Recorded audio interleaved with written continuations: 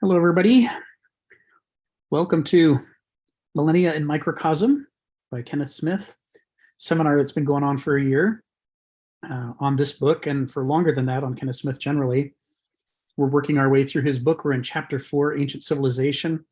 Section E, Daimon and Eudaimonia. This is the second week fully dedicated to this part, which is talking about the nature of human character, free will and determinism, how the ancient Greeks saw these questions very differently than moderns do, and trying to get to the ability, we're trying to develop in ourselves the ability to switch back and forth between the modern perspective and the ancient perspective on these questions. So all of this has been building off of sections A, B, C, and D before this in chapter 4, which talked about the nature and culture and excellence and diversity, and how they did their politics, how they did their religion. So now we're looking at human character. And as I mentioned last week, I really like this section. It's about it's drawing heavily off of Heraclitus, the philosopher Heraclitus, who's famous for his discussions of daimones, and is a favorite of Kenneth Smith. So here is the opening of the second paragraph of this section. And I think we covered a bit of this last week, but I always, each week I back up just a little bit so that we can ramp up into what's new this week. So he says, each individual owes to his daimon the quality of his ultimate judgments and assumptions. So as we remember from previous weeks, the daimon is a god, and it's like a guardian angel. Each individual has their own daimon. That's what he called the lowest order of divinities, a divinity who is only the god of one specific thing, which is your character. And it's referred to as a god because it has authority over you, and specifically what it has authority over is your unconscious nudges and impulses and desires and wants. Your conscious mind may be yours, but what your conscious mind pursues, what it's convinced by, what it pays attention to, all that's governed by the unconscious side. And the unconscious is the realm of this daimon. Now, if we strip the metaphor back a little, what they're trying to say is each person has a distinctive character, and that character is like a fingerprint for the person, but not just a fingerprint. It's also like sort of a fountain of order that establishes the patterns of behavior and thought for the rest of the person's life. It's a source of order, and it lives in the unconscious. We can't turn and look at our character. We can't measure it directly, which creates problems for us because it rules us, but we can't directly perceive it. This is a dangerous and risky situation, which is why the Greeks use the metaphor of a god here. They say it's in the same way that you have to be careful of Poseidon every time you go out to sea.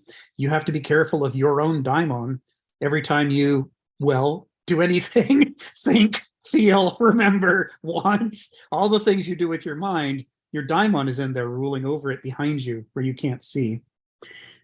He said in the previous paragraph, they steer us and ride us like an expert rider does a horse, so that with the subtle nudges, you come to think that there is no rider, that it's you, and your will is completely free. But of course, your will is constrained by your character, and it's not free to do whatever it wants. It can only do what its character allows it to do. So they use the metaphor, a daimon, like a god. So each individual, you could also read this as each individual owes to his character the quality of his ultimate judgments and assumptions. But the problem with character is it's sort of, in the modern reading of character, it's sort of vague and maybe static. It's sort of abstract. The idea of a daimon, somebody, not something, but somebody with their own intentions and desires and wills nudging you this way and that, does a better job of capturing the possibility that you might have a good daimon that leads you towards healthy things, or you might have a bad daimon that leads you towards unhealthy things. Or you might have a mischievous daimon that wants to play with you, sometimes to your benefit and sometimes to your harm. These kind of complexities of the relationship between character and will are better summed up if we think of the character as another person in opposition to the will. We wouldn't need to do that necessarily, except that moderns so identify their own identity with their own will. We personify the will and equate it to ourselves and say that's us. And we're the one that wants and thinks, and cogito ergo sum.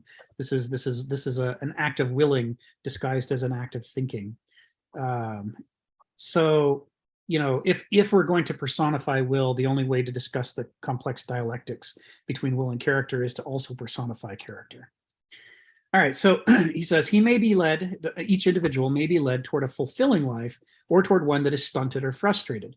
He may advance from clarity to clarity, from keen insight to matured wisdom, or he may stumble from fiasco to fiasco, never gleaning how he himself prepared such a miscarriage of purposes.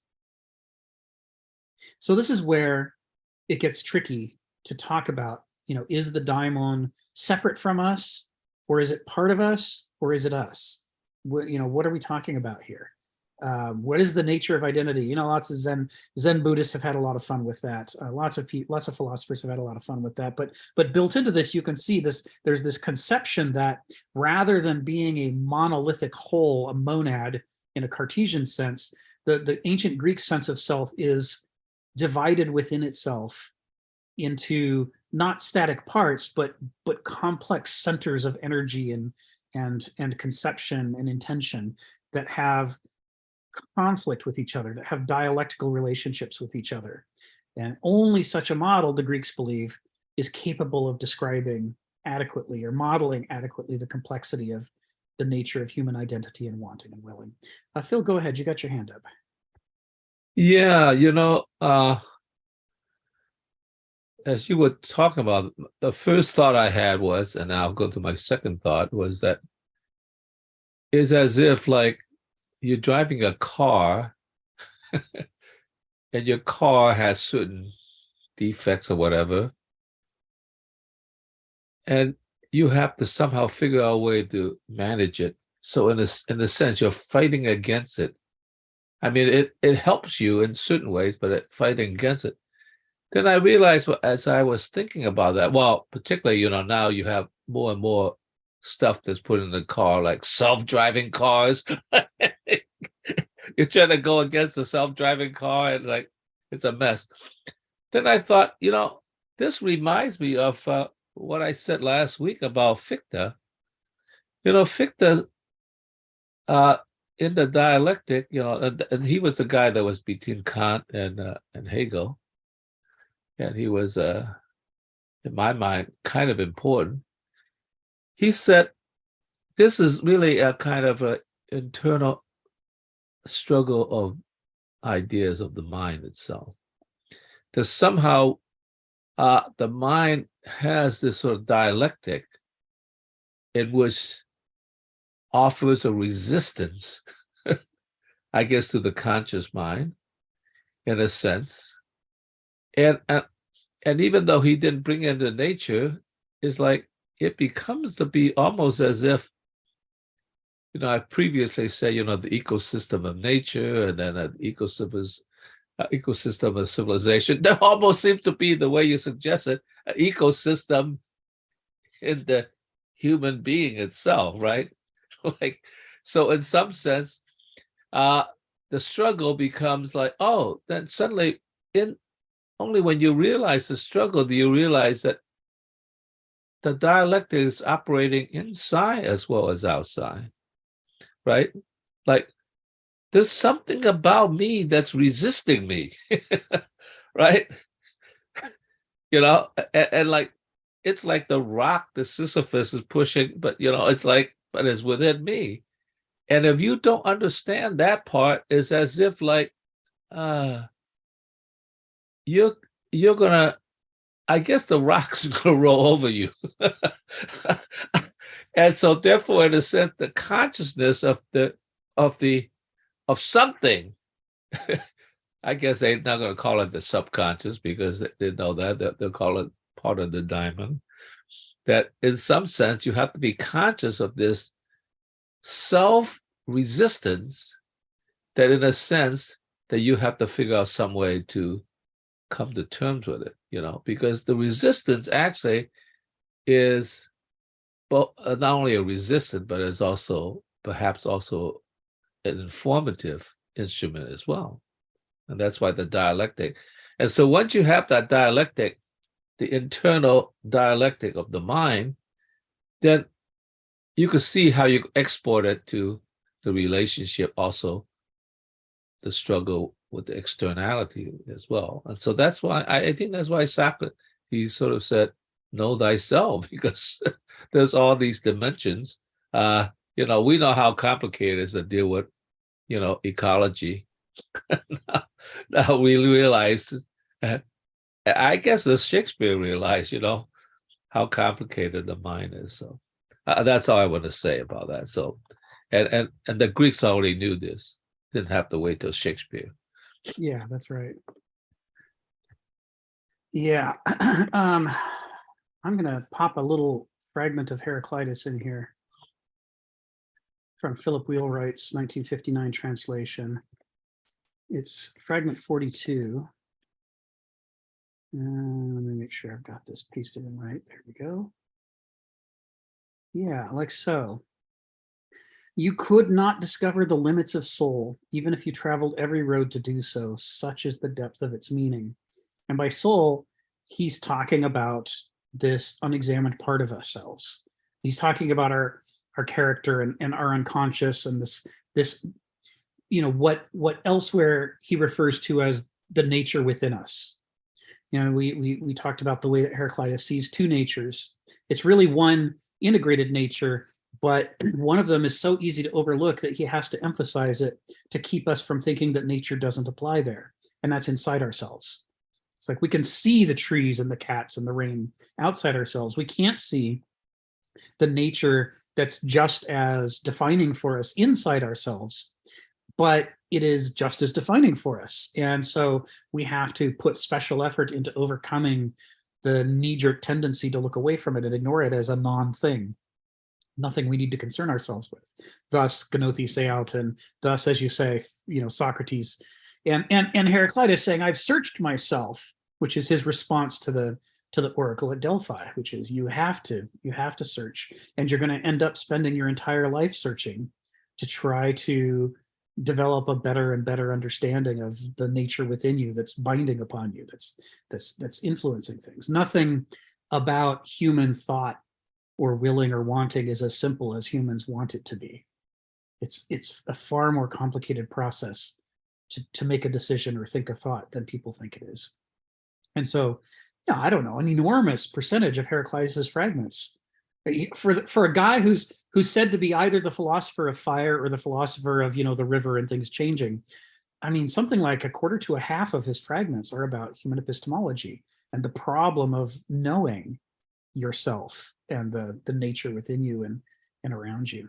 So I think that goes with what you're saying, Phil. There's this way in which Sisyphus, as the metaphor for the Aristos, for an Aristic personality, is and the nature of the metaphor is to make progress. You have to struggle. You have to push a boulder uphill, and you have to do it forever. And that's your life. That's what it means to be an Aristos. And to people who are not an Aristos, that sounds like hell. But to an Aristos, that sounds like a way not to be stuck at the bottom under a rock. It's like, if you want to get anywhere meaningfully, you have to struggle. I think about, the way that if we talk about struggling to know yourself, struggling to understand your decision-making, that a non-Aristic personality says you're just overthinking things. You're just making things too hard for yourself. You're being impractical. You should just act. Just do what the first thing that comes to mind. But of course, okay, so it's turning into winter. It's going to be frosty at night. You're outside. The easiest thing to do is lie down right where you are. Why exert yourself to go into the house? It's easy, right, to just not move. But if you don't move, you're going to get frostbite and lose some of your fingers and toes. And how hard is that going to be for the entire rest of your life for a moment of not exerting yourself, right? There's this observation that comes with maturity that a little work now can spare you a lot of pain later on. And you want to be careful not to do the false savings of I made my life easier by crippling myself for the rest of my life. This is penny wise, pound foolish, right? It's a problem. Sharon asks in the chat, is the concept of daimon and soul interchangeable? I mean, I think the way you think about it is the way that Kenneth described it to me before is he said, the blank coin is the soul. And they make it, it's just metal. It has properties and it has a nature of its own, but it doesn't achieve its identity until someone stamps the character upon the soul. And the character changes the blank into a specific coin representing a specific person. It's something that we forget about as moderns, is that the act of putting somebody's face on the coin is to make it theirs. It's part of their character. It's not your, Jesus talks about this a little bit in the New Testament. It's not your money. You should render it unto Caesar, because whose face is on the coin. In the ancient world, that was more important than it is in the modern. The modern world is just a decoration to tell coins apart. But in the ancient world, when you look at the history of coinage and you discover that they started originally not as a medium of market exchange, but they started as tokens that you could purchase at the temple to donate to the goddess.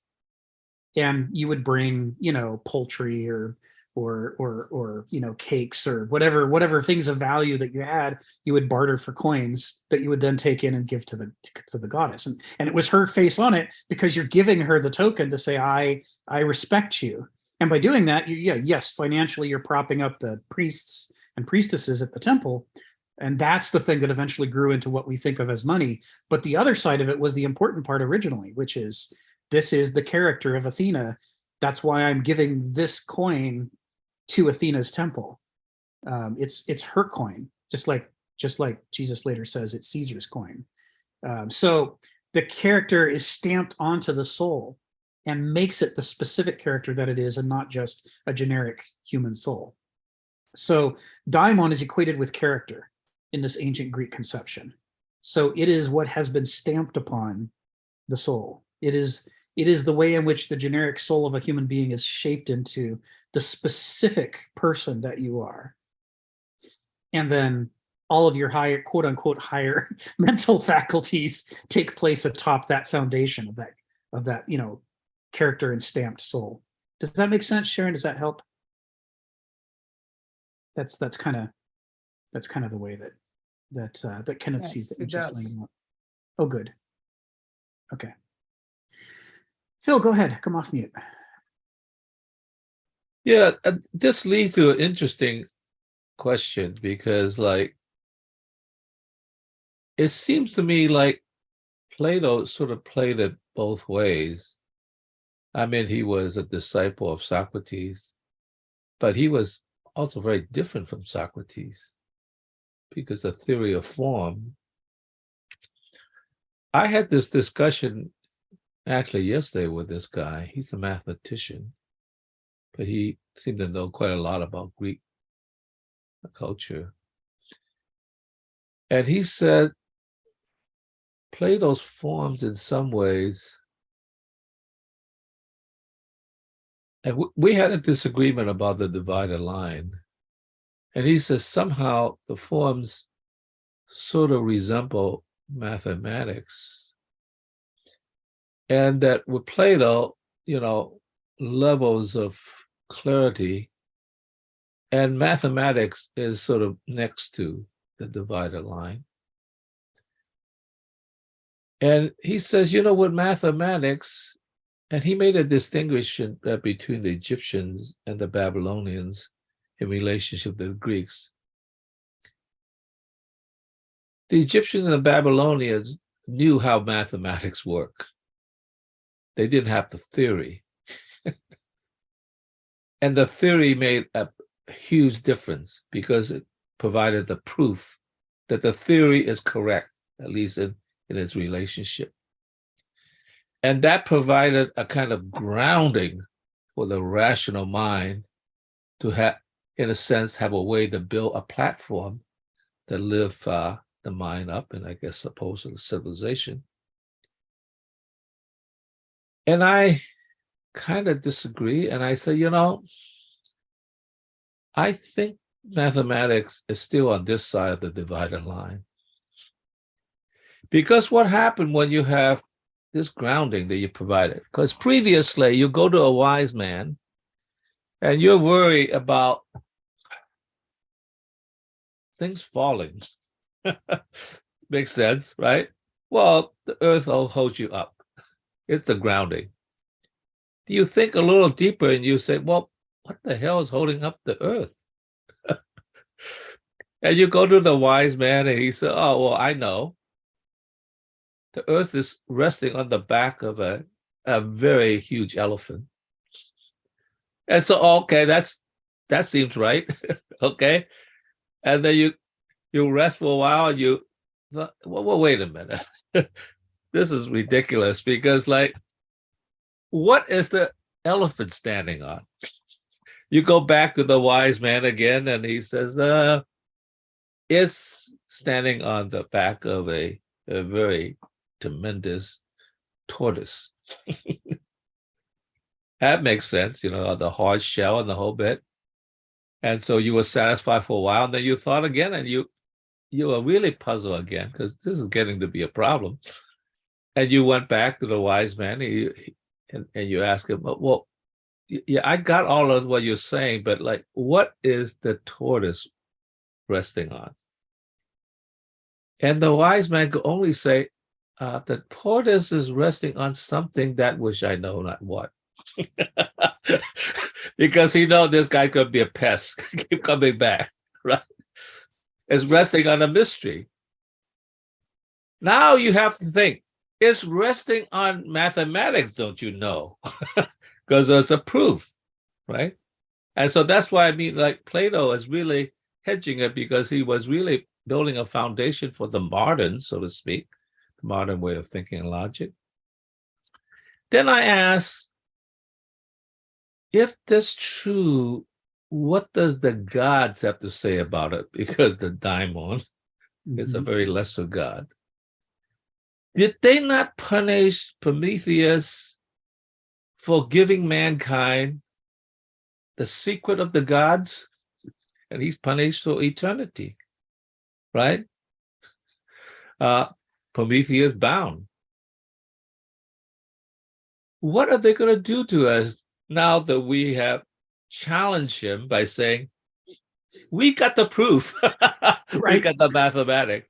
Right. How can we not get punished by that? Or is God's going to say, oh, good, finally, join the club? So I think there's the problem in the divider line is, can we in fact cross over the divider line, even with the proof? Right. I don't know. I mean, I think there's an equivocation. In other words, can the daimon actually cross over to the infinite?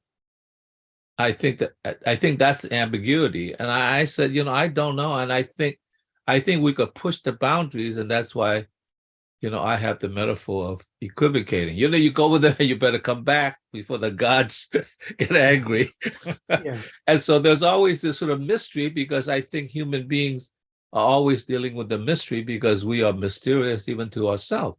So I think that's an interesting moment, because Plato really played it both ways, because his thing really allowed for, in a sense, well, certainly for the integration relationship with St. Augustine. Yeah. And so, but on the other hand, it was also based on a thing that, it belongs to man, not God. So St. Augustine is actually taking it back in a way, even though he's influenced by Plato, he's taking it back from Plato. No. This is God's territory. So that's a very, very interesting about the relationship between divine laws and human laws. Yeah. So Yeah. I thought I would add that little dispute about, and we're still stuck right there. Yeah, that's right. I heard a version of the world and elephant and turtle story in which a scientist is trying to trip up a traditional shaman, and when it comes to what's the turtle resting upon, the shaman goes, "Ha, you're trying to trip me up, but I know the answer. It's turtles all the way down." The power of recursion, right? It's just another turtle, and we could just keep answering this until you get bored and move on, and then I win. It's great, but there's a sense in which There are things to be gained from noetic metaphors, like, the fundamental forces of the cosmos and, baryons and so forth. But there's also something to be lost, which is, noesis can come to be too satisfied with itself. It's part of the struggle that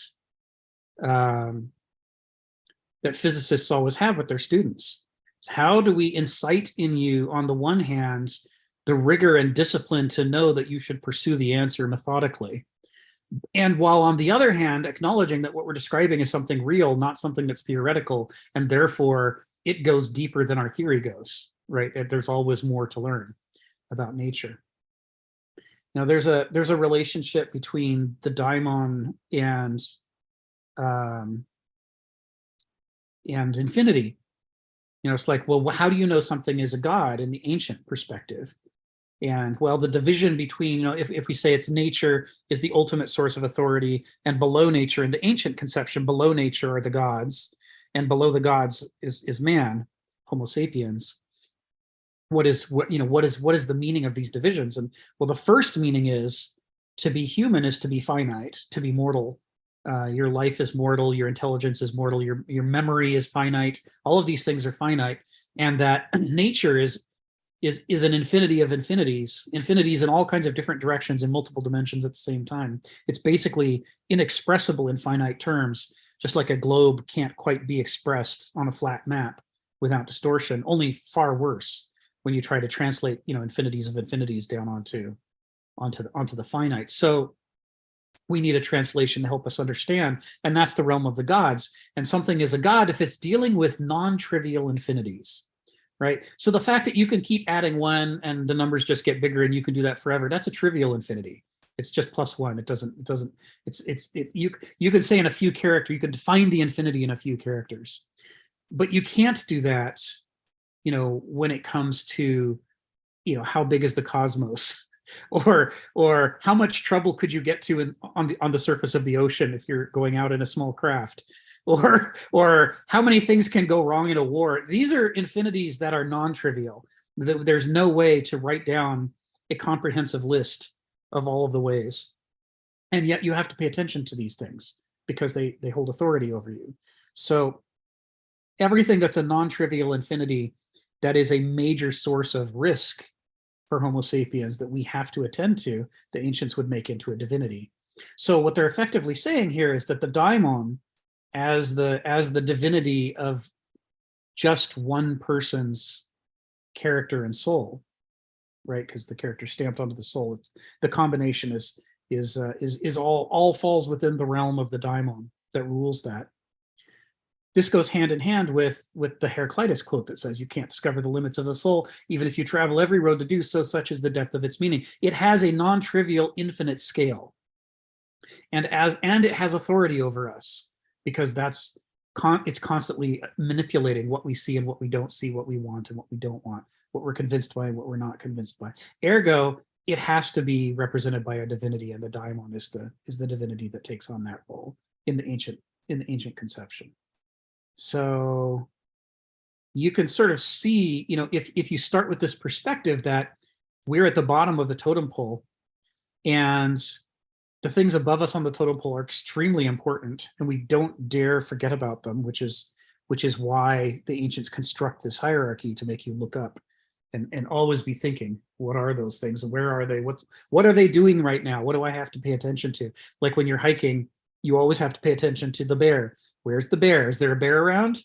Is it over there? If it's over there, I need to stay away from it. You don't mess with the bear. The bear's bigger and stronger than I am.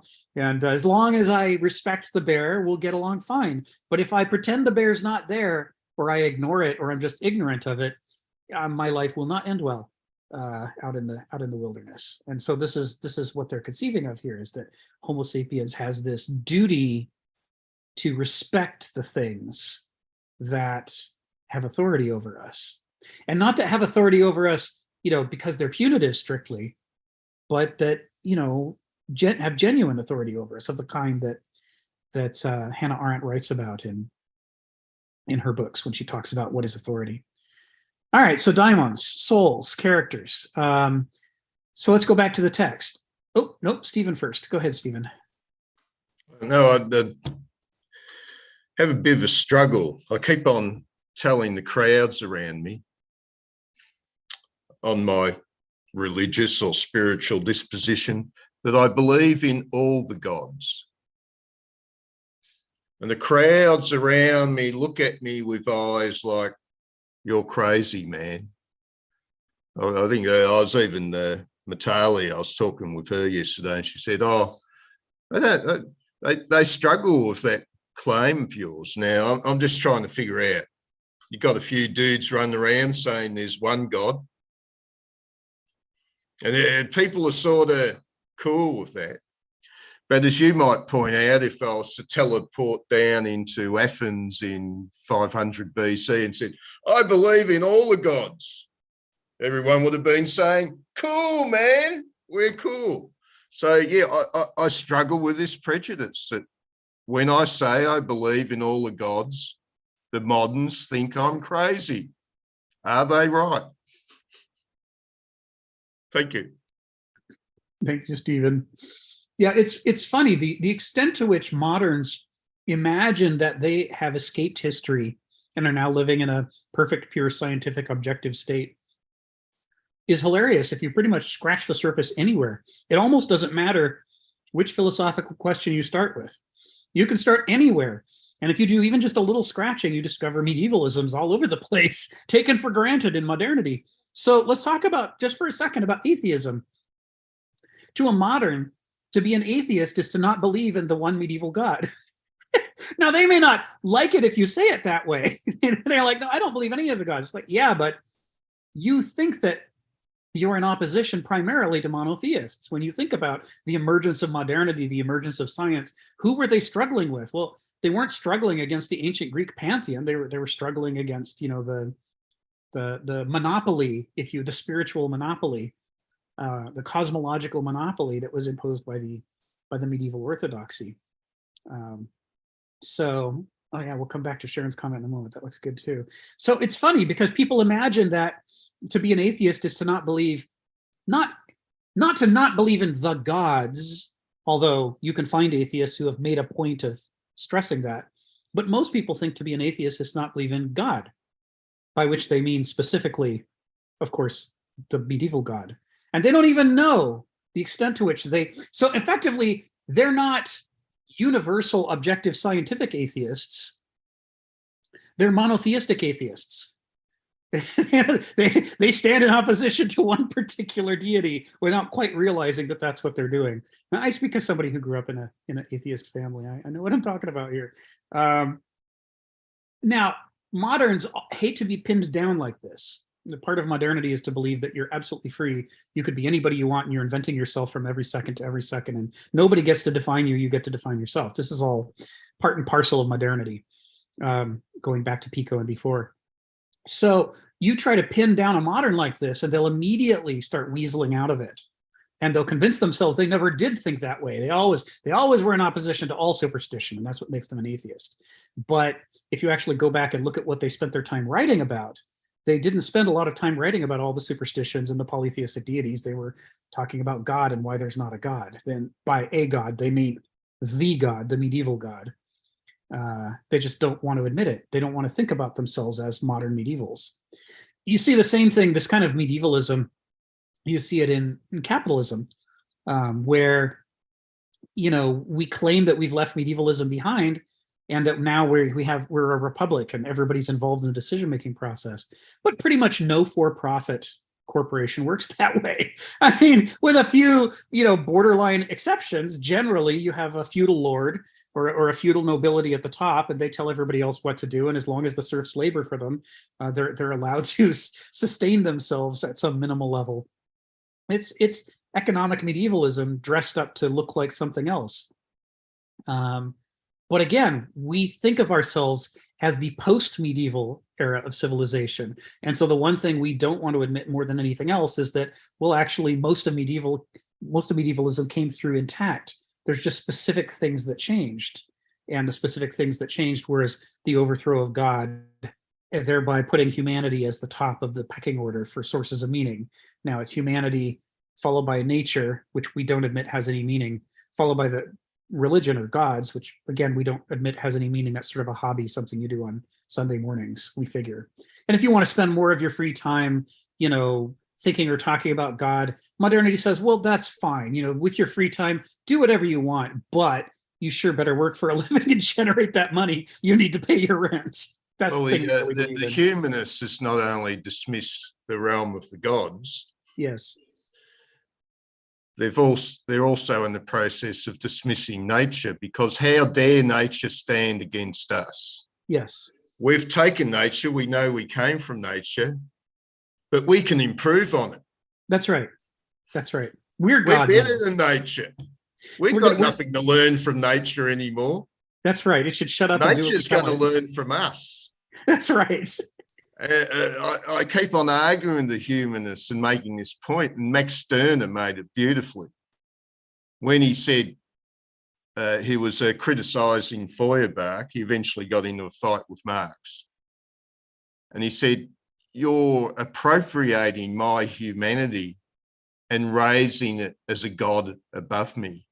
You are making me a slave to my own humanity. What the hell's going on?" Yeah.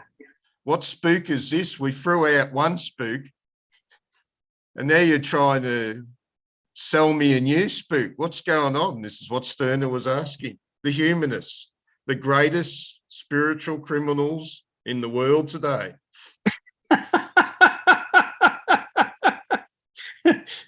There's so many to choose from. I don't know. I don't know if I'd put them at the top of the pecking order.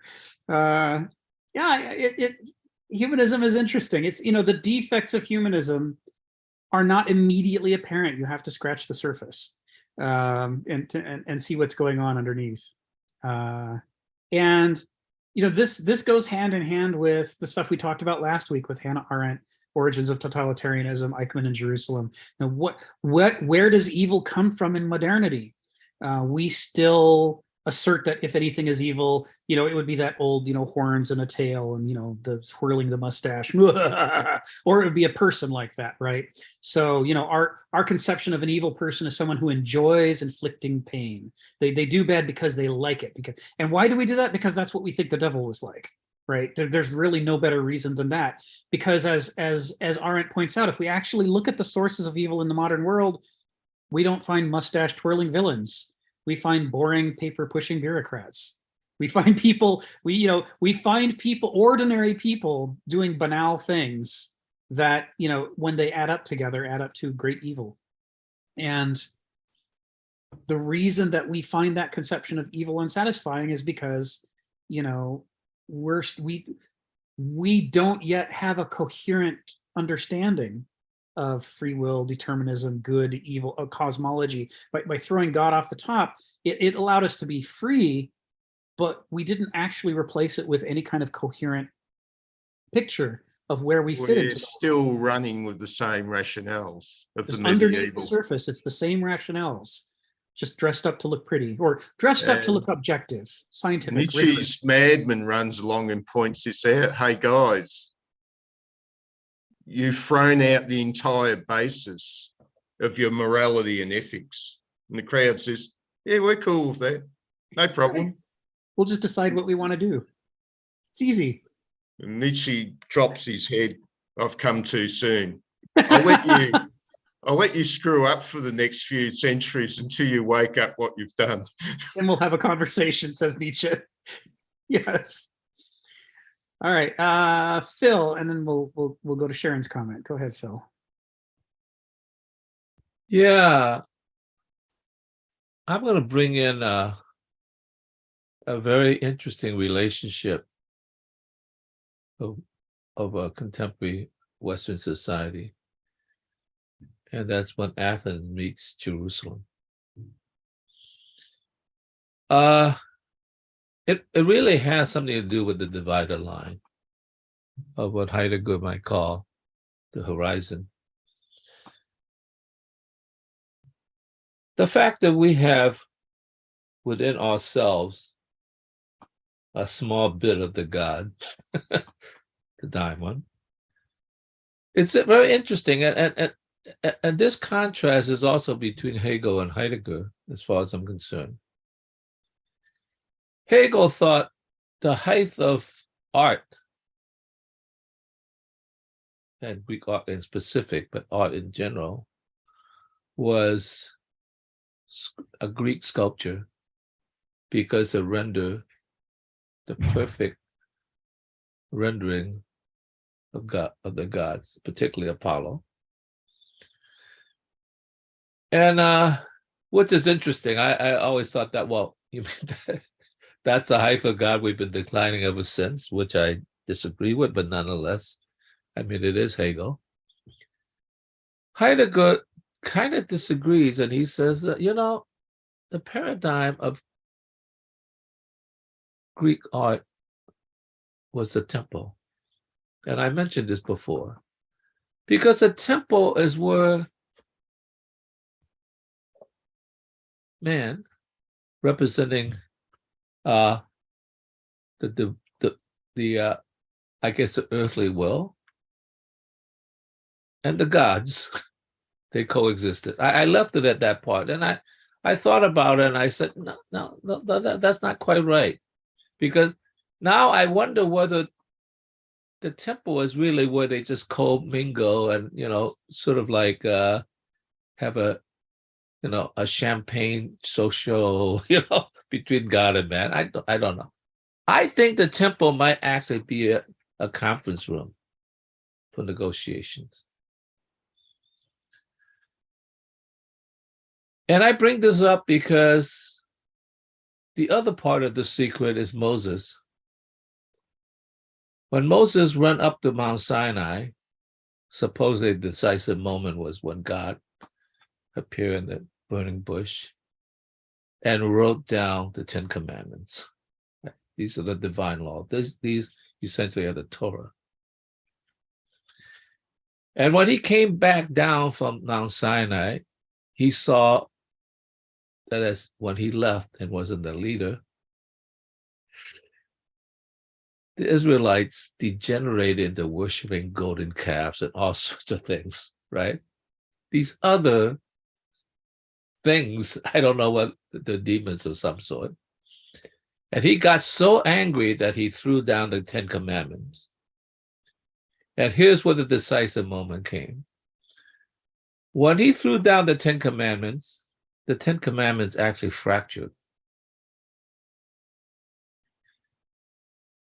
And in the fracture, which is the manifestation on earth, it left gaps which require interpretation. This is Heidegger's hermeneutic circle. And the Torah has ever since been a negotiation with the Talmud when the Jews, represented by the priestly class, was negotiating with God. This is what you said, but there's an interpretation. We have to interpret in relationship to how it manifests in society and whatever. So that became a conference, and there's a long history of that. Then I take that to, that sounds so much like the relationship of the Constitution, the divine laws, to the courts. The debate between the Constitution and its evolving interpretation, or some might say, push it back to the original, whatever, okay? But there is a negotiation going on. So the laws by themselves, maybe I shouldn't say imperfect, but they might not be applicable to his manifestation on earth. And so there's room for mankind to negotiate with God, not to be disobedient, but to negotiate. Hey, look at it from our point of view.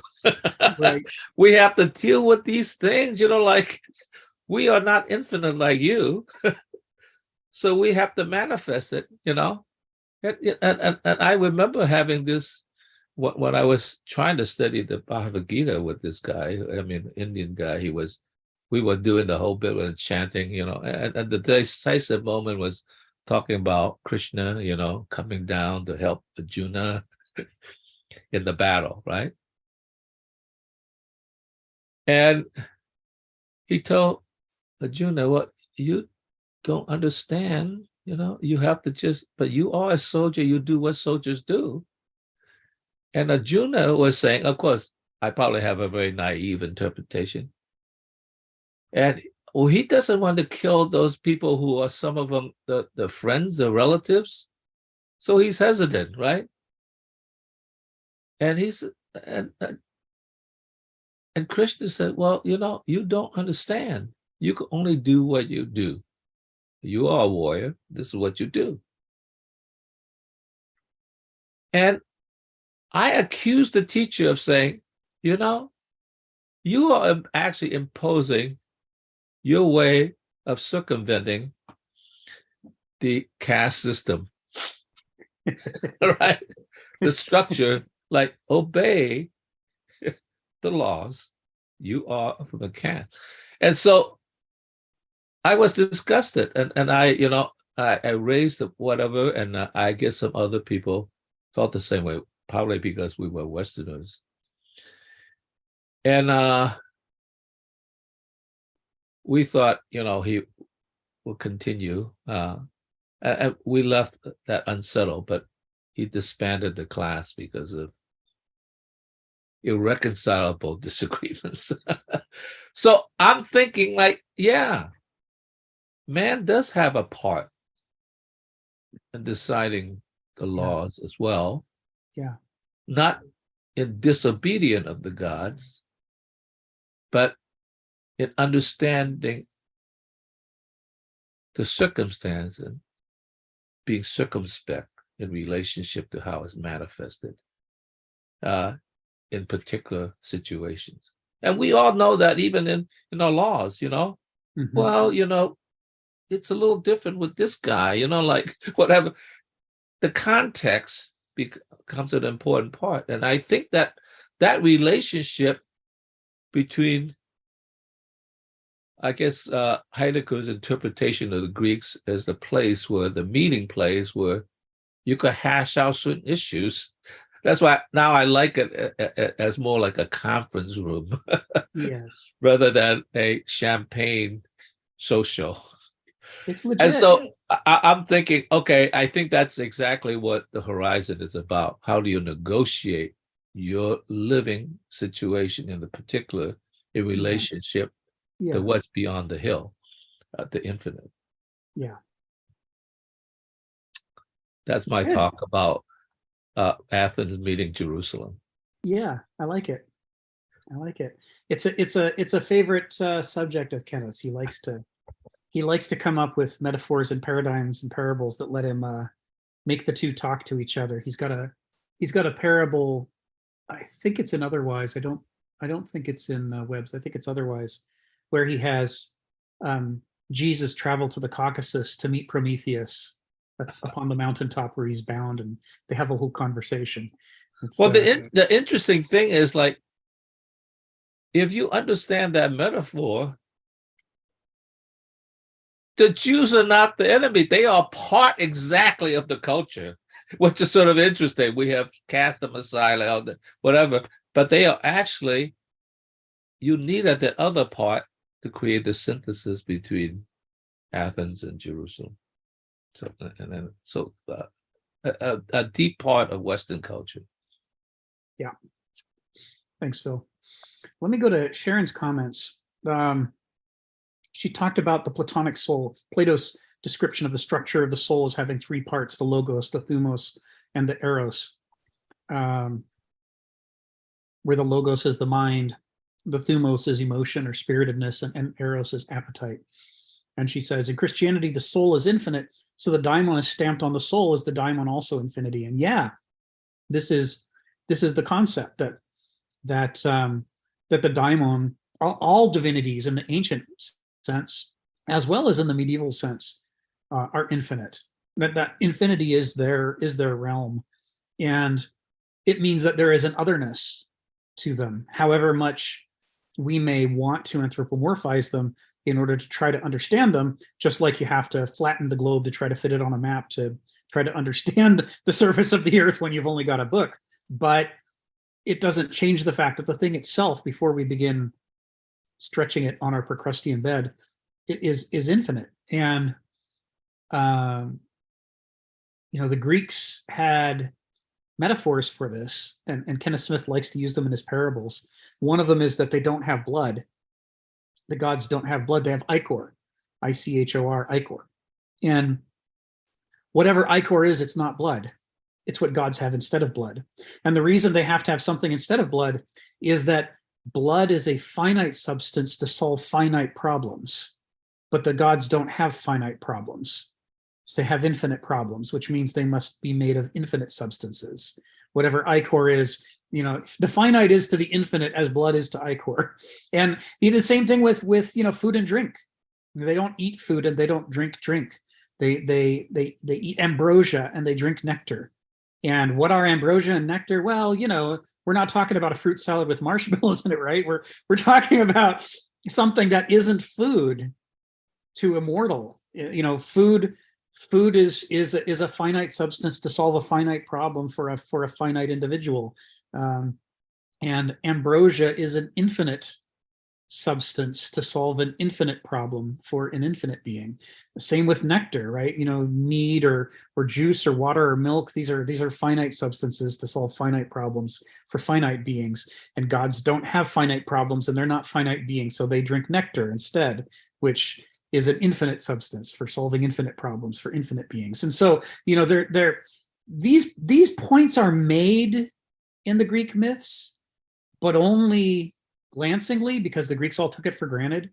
Like they didn't, you can't find a simple description like I just gave you of why ichor is not blood, why ambrosia is not food, why nectar is not drink. Because the Greeks all just grew up knowing this. They just took it for granted. So, Kenneth Smith has some parables and paradigms and paradoxes where he draws out this issue and foregrounds it and makes us look directly at it and say, if you are an infinite being, everything's different.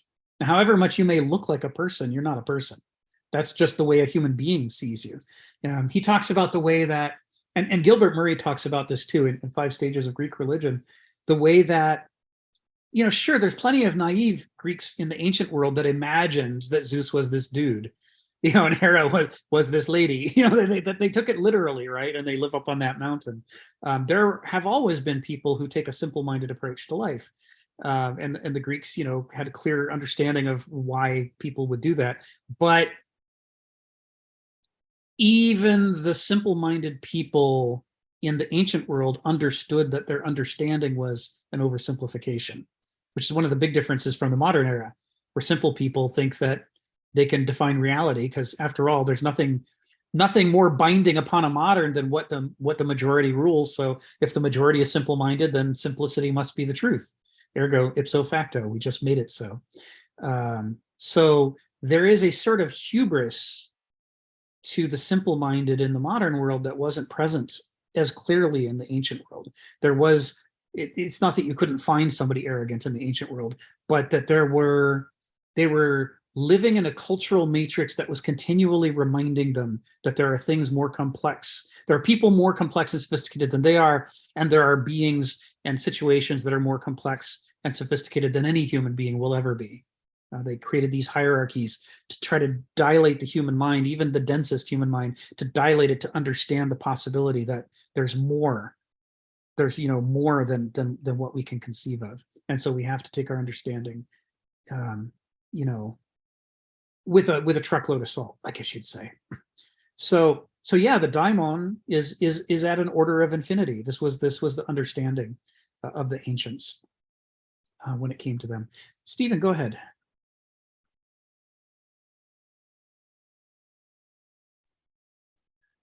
I'm a bit curious about Plato's division of the soul. Now, if I was to follow church history, now the soul represents humans in the sense that they're self-conscious. They're conscious of their appetite as an object, whereas in an animal, it must only exist as a subject. For example, if I eat a cheesecake, I'm having a fantastic time. Finish the cheesecake and I look back and I think, God, I was having a great time eating that cheesecake. I want another. Now, supposedly an animal doesn't really get into that. This is purely the vice of humans. And all right, the church would talk about the lower aspect of the soul and the appetites. And the church would also talk about the rational mind. For the medieval church, the rationale was the highest part of the mind. Okay, we've got all that. I'm a bit happy with that. But spiritedness, how would you expand upon that particular Platonic element? I was wondering if you had some expansive input for me there. I'm very curious. Thank you. Thank you, Stephen. Yeah, this is where we really are missing Donald today. Presumably he got hit by that 402 gateway problem that stopped several of us from getting in. I just on the fly here took a quick look, and it looks like it's in at least two of his dialogues, the Phaedrus and the Republic, that Plato really gets into the thumos.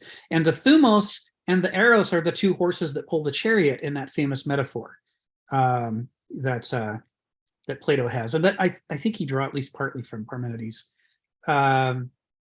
So eros is erotic love, and thumos is spiritedness, and the charioteer is the logos. This is the metaphor of the chariot that he goes into. But I have not spent enough quality time with Plato's metaphor to be able to do justice to your question. I'm sure Donald could, because Donald has spent a long time thinking about these Kenneth Smithian Heraclitean ideas and how, what is their relationship to Plato's model. And for Donald, he's been doing that for decades. And when I last did a complete run through Plato, it was before I'd spent any real time with Kenneth Smith or Heraclitus. And so as a result, I've never consciously put the two together and tried to reconcile them with each other. So I'm going to defer and say you're asking a great question, but we need Donald to really make this to make the answer sing, to do justice to your question. So my apologies. Hey, Rick, it's just a quick comment. Do you mean the gateway to the divider line is now YouTube? Yeah, that's right. Hang on a second. I got a cat maneuvering to get under the blanket. Come here, Surya. All right. Well, this will take a while. So Thumos, Sharon's other question. Oh yes, was Moses the first human being to get data from the clouds? Yeah. In computing, you know what cloud computing means. It means somebody else has all your data. That's what it means to put your data in the cloud. It means you don't have it anymore. You have it as long as they allow you to have permission to it, because they have it. Allow you permission, allow you to have access to it. And I say that as somebody who does a lot of computing around the cloud. Alas. All most scriptural texts are interpretive and therefore negotiable, hence the religious wars, asks Sharon. Yeah, that's sort of the irony on this, right? That and again, it's part of the way you could see a difference between the ancient world and the medieval world. In the ancient world, they would fight wars for all kinds of reasons. Sometimes it seemed like they hardly needed a reason at all. But they didn't do crusades and inquisitions. It just wasn't an ancient thing. Polytheism lends itself to the idea that you haven't yet found all the gods. You might need to find some more. And if your neighbor has some gods you don't know about, well, you don't try to stamp them out. You say, tell me about these gods we're missing, because I don't want to get into trouble, right? I'm trying to keep track of all this stuff. But as soon as you shift to monotheism is a form of atheism. It says all those other gods don't exist. They're not real. Only this one is. And so now you've got a basis for totalitarian arguments that say you either exclude all the right gods, or I need to exclude you. Hence the medieval. I might differ there. The ancients weren't entirely free of putting certain gods out of existence. We saw that in Egypt. We see that with the followings of certain cults where the Greek rulers objected to certain practices in certain cults. So It's true that they weren't there will always completely be free exceptions. of Yeah, religious you're right. persecution. You're right. There's always an exception. Like you're thinking Akhenaten, for example, among the Egyptians, the struggle. But you notice that what is he doing? He's saying none of the gods exist except this one. So he's pissing off all of the priesthood against himself, and that's how he fights a religious war. What I'm less clear on over time is the dynastic changes in Egypt associated with not with monotheism attempting to kick out polytheism, but with different generations of polytheism. Like we see in the Greeks that even in an Olympian era, we still acknowledge the Titans as having been divinities. They might not be the divinities that we're focused on, that we want to really pay attention to, but they don't say they weren't divinities. They say, we had to lock them in Tartarus because it's too scary to have them running around up here doing the things that they do. So maybe certainly there were struggles over where the particular gods were in the hierarchy. Yes. Yeah. But the struggles gain a new qualitative level of intensity when it turns into monotheism, because now it's who's going to be shoved out entirely. Rick, you're suggesting something that I never quite thought of, but it's interesting. You're almost suggesting that polytheism is closer to democracy, and monotheism is authoritarian. Well, I guess the way I want to say this, I mean, it's just interesting that in even though those levels of gods, you could say, it's not a pure democracy. It's not like every god gets one vote, and but there are levels, but nonetheless, it's more dispersed. right? That's what's suggesting. I mean, and therefore, in a sense, even in the gods, it's sort of a little bit, at least, live and let live. Like you go ahead and do your thing over with the trees. Yeah, and you could do the fishes, whatever, that kind of thing. Yeah, everybody's got their own. If you some of the most interesting stuff to read once you've made it through your first pass through ancient Greek literature. On the second pass, one of the most interesting things to read is to pay attention to the way that every different town and village and sometimes neighborhood had their own local cults. And in the local cults, sometimes it was for the same deities like Athena that you thought you knew, but it turns out in this local cult, she has a completely different origin, and they're doing a completely different ritual that has to do with that origin. And you look at it now and you say, well, it can't both be true. I mean, did she spring fully grown out of the forehead of Zeus, or was she the daughter of this river? Which one? Or is she a daughter of Poseidon or Tritonus? Which one is it? And the answer is, we're polytheists. We're not monotheists. We don't have to have an answer to this question. Or rather, we're allowed to have multiple answers to this question, because built into polytheism at a fundamental level is the understanding that whatever's going on up there in the infinities, it's more complicated than mortals can understand. And if people look at it from different angles, they might come back with different stories. Now, that's not to say that you can't have ecumenical monotheism. We know that you can. It just requires a more sophisticated worshiper. And it's also not to say that you can't have totalitarian polytheists. You can. But again, it requires a more sophisticated worshiper. The defaults of the one versus the many sort of lends itself either to ecumenicalism or totalitarianism for the unthinking people, for people for people who are looking for quick answers and not trying to use religion to dilate their character. To somebody who's of a philosophical bent, any of these things works equally well as an opportunity to ask the big questions, but you have to be willing to work for it harder depending on what the default is. So I wanted to thank Stephen for pulling on my leash on that, because you're right. I was oversimplifying greatly when I was saying that what I said before. It's more complicated than that, but it has to do with what the defaults are and what you typically saw. So, if we look at the history of medieval Europe, there are times of tolerance, but the default that happens most of the time is whenever medieval Orthodox religion in Europe encounters a different religion, they try to stamp it out or repel it or push it away. Whereas especially in the Hellenistic period, whenever the Greeks under Alexander went to a different land that had different gods, they didn't do that. And the Romans didn't do that either.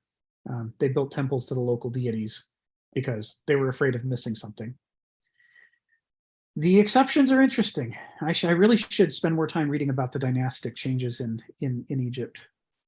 Anyway, for now. The Druids didn't quite do so well with the Romans as some of the others, famously. Yes. The exception to the rule of religious tolerance in the ancient period was always, and this is, I don't know, Stephen, you're starting to sound like a Marxist. If there was actual political economic struggle going on, it would often manifest as religious struggle as well. So you would see the Romans burning the Druidic groves because the Druids were backing the resistance movement against the Roman Empire. And so then it became a religious issue. But once they'd conquered the Druids, they then set about putting up temples to the various goddesses and gods of the Britons, weirdly. Yeah, it sounds like you can have your god as long as you respect their hierarchy, and your god has a place in it. That's right. But don't think he can be the boss. That's right. Well, don't we have that at least in the Catholic Church, in the sense that the lesser gods really were the saints. They become saints, right? Right, and so you could respect the saints, but they are not Yahweh. Yeah, that's right. So in that sense, right? They're servants of and intermediaries too. That's right. Right. That's their function. Anyways, let's go back to the text. So I don't think we did this one yet. Daimones, like all else in life, may be benign or malignant. They may enhance and empower or shrivel and cripple our inner powers for self-conduct. And here it starts out seeming like the focus is on daimones can be good or bad, but of course, this is Kenneth Smith. The real focus is the ending, our inner powers for self-conduct. This is taking us back to sections A, B, C, and D before this. To what extent do you have autonomy? What's the difference between a rock and an amoeba? The rock has to suffer the forces of nature passively. It can only resist them in a chemical, physical way. It doesn't have any intention to work with. But an amoeba can respond to changes around it proactively. It can take what it detects in the environment around it and turn it into new behavior that allows it to move out of the way, or to eat the thing that's coming in, or to flee, any number of possibilities. And as organisms grow more complex, the range of possible responses grows. The somaticity, the connection with the world around it to sense what's going on and come up with a response and change rather than to just passively suffer what happens to it. These are the inner powers of self-conduct that autonomy is based on. And autarkia, another key heuristic concept. So he's really, with this sentence, not just saying daimones can be good or bad, although that became a major preoccupation late in the Hellenistic period, is eudaimonia versus dysdaimonia. What are you stuck with? Thus, astrology.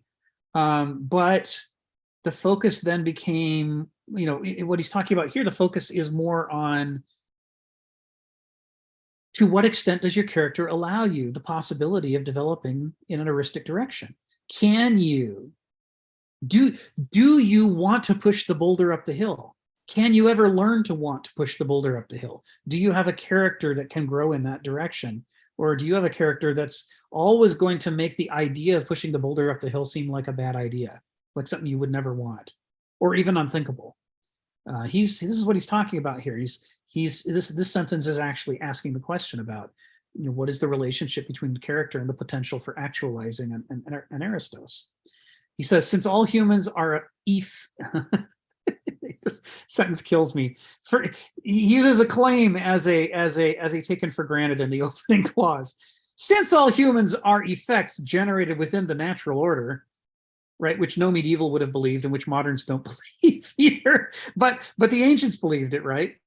People are created by nature, just like everything else is created by nature. This is an ancient perspective.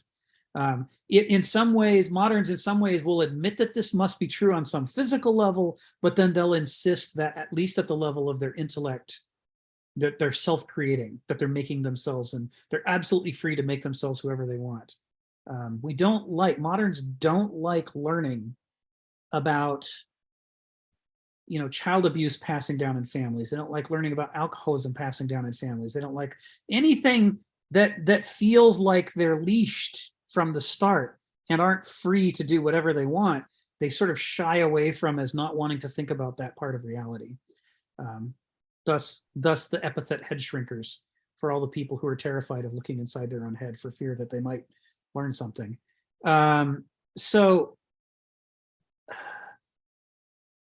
But to an ancient who has this totem pole of the nature on top, the gods below nature, and humanity at the bottom, it's understandable that just like nature generates the divinities, nature also generates the mortals, us. Ergo, all humans are effects generated within the natural order. The cause is nature itself in the ancient worldview. With the divinities, stories about the gods, making people from an ancient I'm not talking about monotheism, but from an ancient polytheistic perspective, these are stories of nature creating people. The gods are just agents of nature. And of course, as moderns who grew up, with the medieval stories, we're not inclined to read them that way. If we read about Prometheus and Epimetheus fashioning people from clay, our brain doesn't go to nature and say, oh, I see, Prometheus and Epimetheus are metaphors for nature creating us from clay. Our brain says, oh no, this must be like Genesis 1 or 2, right? This must be God made man. And so Prometheus or Epimetheus must be like God. We're and like we said earlier, we're not universal atheists, we're medieval atheists. We don't believe in the medieval God. That's what it is to be a modern. So this issue of all, humans being effects generated within the natural order, he's offering it here as a taken for granted, but in fact, the reader is likely to stumble at this point because they might not agree, because they haven't yet fully dealt with their own modernisms, their inability to fully accept that we are creatures of nature. But since it's true from an ancient perspective, all people are indebted to forces and conditions outside their own influence for what they have been shaped to be. That is, no matter how much as moderns we are medieval atheists who believe we have overthrown God and therefore can create ourselves the way that God created himself ostensibly, and that we can create works in nature the way that God created the universe, that's absolutely not true from an ancient perspective. From an ancient perspective, no deity ever created ex nihilo, from nothing. Always was working with the matter and within the constraints of what the matter would and would not do. Even the infinite was bound by the necessities and the lawfulness, the nature of what was being formed.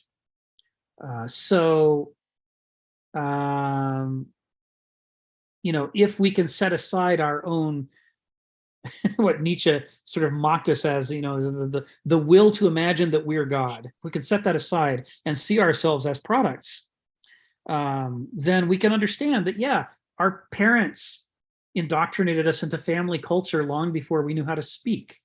Our neighborhood, our city, our state, our country, our civilization, all of our language, right? Our religion, all of these things are pouring into us, shaping our character before we ever start to ask ourselves our very first philosophical question, which is what? Around age 2, why? We start asking, but by then, we don't even know why we're asking the question. It's already been shaped into us to ask or not ask it the way that we do.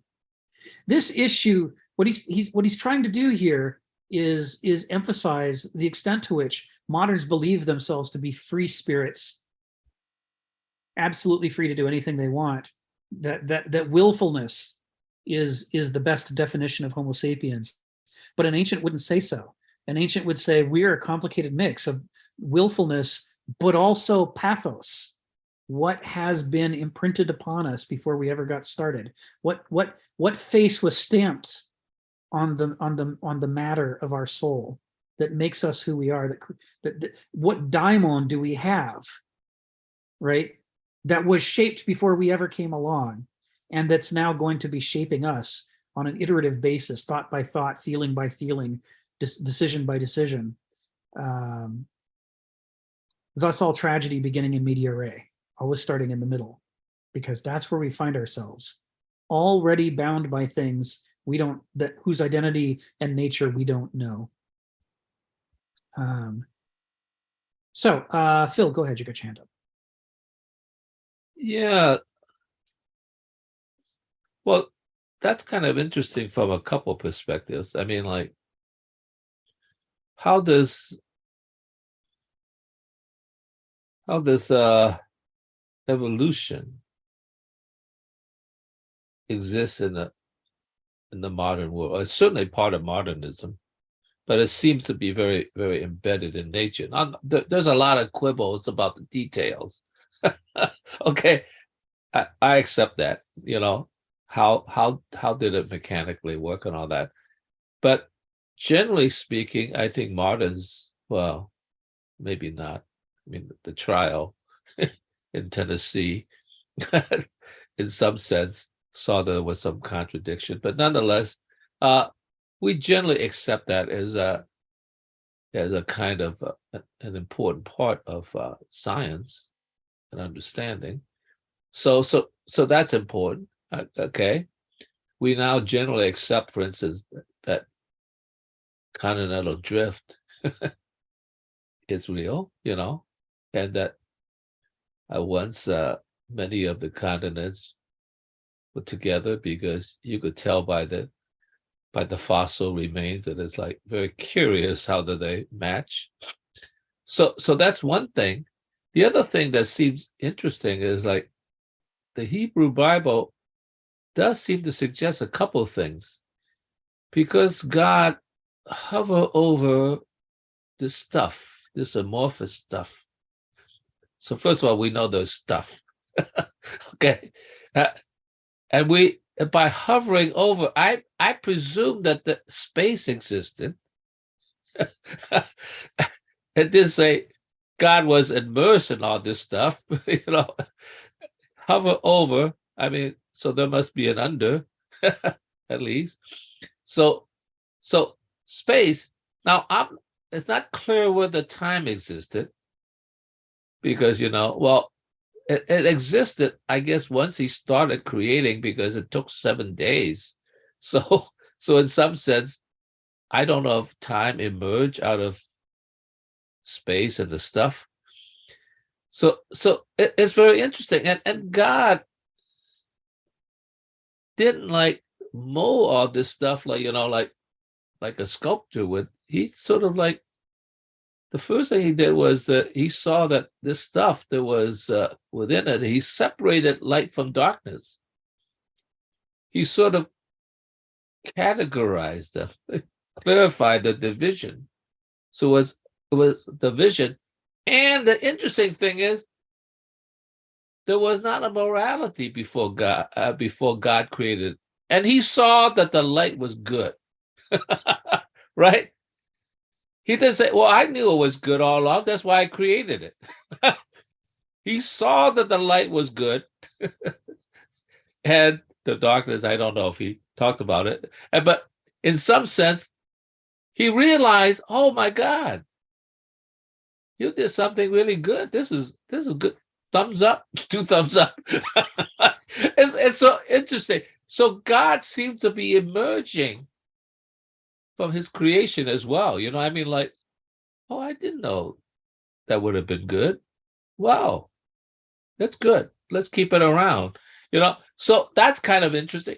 And there almost seemed to be something about he didn't even understand morality in a sense, because I guess they disobey him by eating from the tree of knowledge, but it was only later on because like when Cain killed Abel, that he began to realize, no, that's bad. And I'm not sure whether that human beings taught God that was bad. But before that, I presume even in Eden, certain animals kill other animals, right? He didn't say, "Oh, naughty animals." I mean, it was like it was kind of interesting. It's like, why is it that only human beings did bad things? I mean, like the good and bad. So, like, he didn't throw the lions into hell because they kill, right? Maybe because they didn't kill excessive. I guess because they were ignorant. So, in a funny way, it's like the creation myth was itself things emerging out of the creation, and you recognize it, like, oh, I think I'll keep this around because this seems like a good thing that I did. So that's interesting. I mean, like, you think of God was like, oh, he was just a extremely smart guy, and he knew it all along. Did that, done that. I knew it was good. That's why I did it. Uh-huh. It wasn't that way. That's interesting. At least that's the ancient, the way they see it. He did it, and they said, oh, wow, this is fantastic. And that's the way sometimes I feel when I do a good painting, is that, oh, this is good. I didn't realize this before, Before it was like, well, let me see if I could do something with this. So that's interesting. The creator is like discovering all these things in part. So he's also learning, which is sort of interesting. So where did wisdom come from? I guess in the process of creation, you recognize it. So there's a lot of phrasings like that in the Bible that we skim past, but that are really interesting. Because you're right, saw that it was good implies that he didn't already know in advance it was going to be good. It's an interesting issue. I'm gonna share a link. New book came out called the late origins of Judaism, the archaeological the origins of Judaism, archaeological historical reappraisal by Jonathan Adler. There's a link to a blog that talks about it, but it's also starting to be written up in mainstream newspapers. It's basically a summary of all of the archaeological evidence to date, not for how old is the oldest books of the Torah. That's not the question. The question is, what is the earliest archaeological evidence that the Judean people followed the Torah, that they lived in accord with Torah law? Which is an interesting question. It's surprising it's taken this long for anybody to ask it in a serious archaeological way. But the answer appears to be the Hellenistic period, maybe as late as 248 BC. And it's interesting because the portrayal we normally get is that monotheism is thousands and thousands and thousands of years old, and this small plucky band of monotheists were struggling to survive against all of these evil polytheists who were trying to stamp them out, and miracles occurred and they managed to survive, and eventually they that became the norm. But the archaeological evidence has never really fit that very well. And an example of that is most of us of a certain age were raised on the stories of the pyramids being built by slaves, and that among the slaves were the entire Jewish people, that they had been captured and that the Egyptians transported them en masse to work on pyramids. And instead what we find is there's literally no evidence that that's true. There's no evidence that the Jews as a people were taken to Egypt en masse to build pyramids. There's also no evidence that the pyramids were built by slaves. We gradually excavated the cities in which the people lived who built the pyramids, and they're nice cities.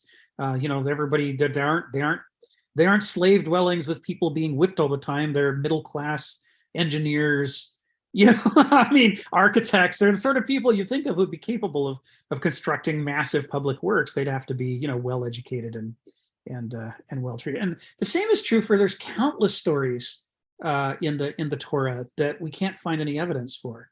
But this guy's going for something simpler than that, which is just what is the, if we look at ruins of temples throughout, the Judean territories, are they temples to a single deity or temples to multiple deities, for example?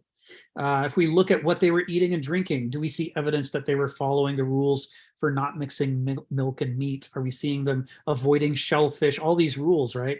And this guy's summary of the archaeological evidence is no, we don't find any evidence of that before 248 or so. He's saying he's not saying that no individual somewhere in a room was, yelling, saying there's only one God and we should all follow these rules. He's saying there was no people who followed all those rules as a group most of the time until, it's like 2 centuries after Alexander the Great. So that suggests that when we are trying to understand the ancient world, and specifically the ancient epoch, we can't look to the Hebrews as a source of information. Maybe a few more centuries of archaeology will clear that up for us. But at present, it looks like, prior to about 248 or so, the Hasmonean dynasties, prior to that, they were polytheistic just like everybody else was. And that was the norm. It wasn't, they were mostly monotheistic, but when Moses turns his head, they, run off and sacrifice to a calf. It's like, no, they had multiple deities most of the time. And the weird, angry people in the desert going, there's only one and you should only do that, were not the norm, and nobody really followed them other than, a handful of guys. So, this book is arguing that if we compare that archaeological evidence to what the Torah says about the history of the Judean peoples, culture over time, the conclusion we have to reach is that the history being presented in the Torah is a political rewriting of their own history in order to make themselves seem right retroactively.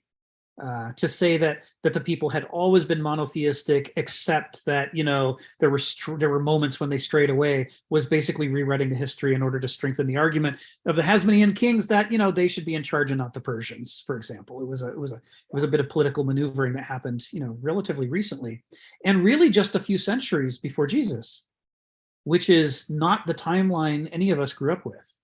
Right? We grew up with thousands of years of monotheism. At least many centuries, at least, approximating close to 1,000 years. And then way down the line, there's Jesus and Christianity comes out. What we weren't raised thinking was that Judean monotheism only really began to become a serious going concern for the Judean people just a couple centuries before Jesus. That's not... Rick, you realize you're practicing cancel culture, right? How dare you cancel Cecil B. DeMille and Charles Heston? I enjoy that movie a great deal. I watch that movie all the time. It is a hoot. It is. I can appreciate it. It's the same with the Iliad. I can appreciate what the authors of the Iliad are doing, even while accepting Gilbert Murray's thesis from The Rise of the Greek Epic, that the Iliad, as it came down to us, was being actively rewritten during the time of Socrates and during the time of Alexander the Great, and that they stole all the best material from other epics. And that's why so many of the things have nothing to do with the actual Troy. The Trojan, if we want to know what happened in the Trojan War, we certainly shouldn't read the Iliad, because it's just a bunch of ripped off epic passages from the Thebaid and Argonautica and other sources. It could be the same with this too. I don't know. I think we'll be a while still fully understanding the archaeology involved, because, as you might expect, with so much on the line, biblical archaeology is fraught with peril. If you're not a true believer who goes in to find what the Orthodox folks say you should find, if you go in with an open mind and you just report what you find, you're likely to have the same reaction that Hannah Arendt had when she said, wow, this Eichmann guy was pretty boring for someone to massacre so many people. And next thing you know, people are coming down on your head saying, how dare you say this thing you shouldn't say. I've heard archaeologists refer to biblical archaeology as, it's if you've been punished, if you've been bad and you need to be punished, you get sent to biblical archaeology because all the deck is stacked against you. Everyone is expecting the outcomes they want to see, and they certainly don't want to hear what you actually found, unless it's exactly that. Even the slightest deviation, and people will accuse you of who knows what. So I'm sure there will be a massive backlash to this book over the weeks and months ahead, but I haven't read the book itself yet. I've only read 3 articles that summarize the contents. It just came out this week. But the things that I've read, the passages that I've read excerpts from it so far, they certainly all match what I've seen from archaeology to date, which is, we're best taking the historical parts of the Torah the same way that we take the historical parts of the Iliad or Gilgamesh or any other major epic. It's part of a people's effort to define themselves and who they want to be in terms of who they imagine that they were in the past, and not a part of it. It can't be taken as actual history. The same is true when you look at just closer to home, martial arts history. You go to traditional martial arts dojos and they tell you, about karate and how it was preserved, and how the samurai conquered Okinawa and they wouldn't let people use weapons, and so people developed open-handed techniques, to be able to fight effectively without weapons. It's like, well, there's no evidence that's what happened.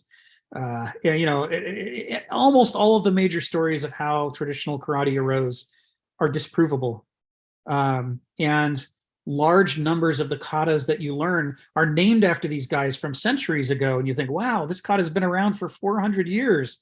And then it turns out, actually, it was made in 1932 by this one guy. He named it after that guy from 400 years ago. And then told everybody that, you can get more students to your dojo if your dojo has this aura of deep history and mystique and preserving the secrets of the past, than if you say, here's some stuff I made up. You want to learn it, So there was a lot of this that happened in the development, and now there's this pushback in the 21st century where serious historical processes are being applied to martial arts to find out, well, what is the evidence for any of these stories? And the same thing happens to our beloved, cherished traditional martial arts history that happens when you poke at the Iliad or at the Torah. It's like, history probably mostly didn't go that way, but we can understand that this is the way a people wants to understand itself. That has value in and of itself. It doesn't have to be true history to be worthwhile. Cecil B. DeMille's, that's a hell of a movie, right? I mean, it's a hell of a movie. And Moses I'm thinking 10 Commandments, holding back the water as the waters spread and the people traipse. Oh man, what an image. It's just incredible. Stephen, go ahead, come off mute. I'll just put in a plug for Gotthold Lessing, and that was the whole principle of his tractate, was the Hebrews being taken from a very primitive condition and gradually raised to a more perfect appreciation of the religious principles. And it took time. It took a vast journey. And in that sense, Lessing objectified time and laid the basis for Hegel's views. Now, I was a bit intrigued by Phil's point, and I'm just wondering about that when the Bible says, and God saw the light and said it was good, is that particular or general, that there is an absolute general form of good? Because if it's a particular good, that's like I take a puff on some illicit substance and I say, that's good, but I come to regret it. Or, I have a drink of, a glass of wine. Hey, that feels great. That is good. Would God have done that? Oh, I've had a glass of wine. Oh, that is good. And then he has a few more. Nah, that is bad. That's my question, Stephen. There. That's really, how does it spell out? If you really look at the translations and the meaning of all that, it'd be one or the other. I don't know. People don't, they jump between a particular good Yeah. and it's the generalized abstract idea of good. Right. And they can be two different meanings. But another question is the nature of man.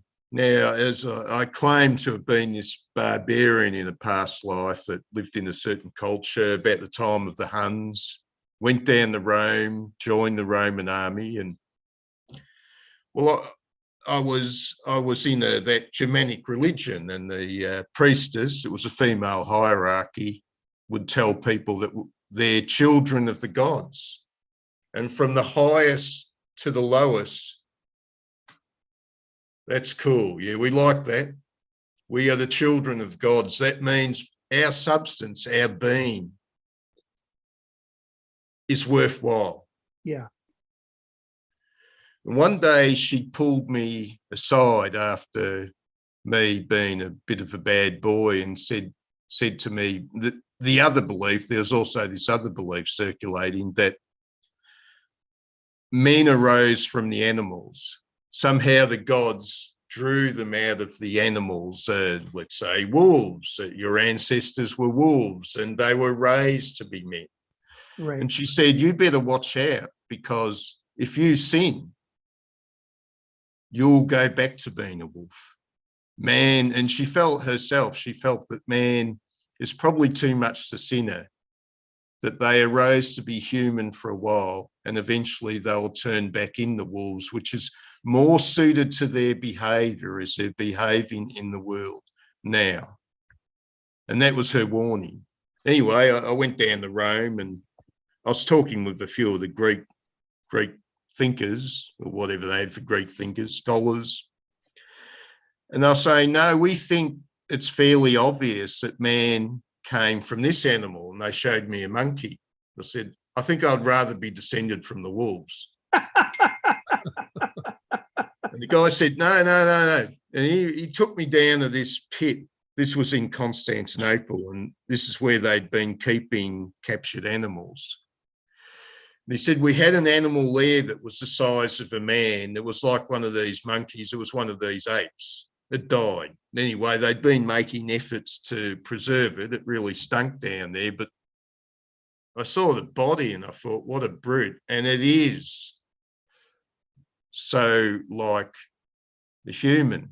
And I thought, is that all we are? And I was quite shocked. I didn't like what I saw at all. But do you understand my dichotomy there, that the idea that you're purely the substance that the gods have projected, right? And you feel, even though bad things happen, you're still made of gold. Yeah. Being compared, that you've been the other picture, that you've been raised out of animality, and you think, well, that doesn't guarantee that I'm necessarily going somewhere good. Right. There's a huge risk there that my real nature will take me back to the dirt, to the animal, the Right. animal. Right.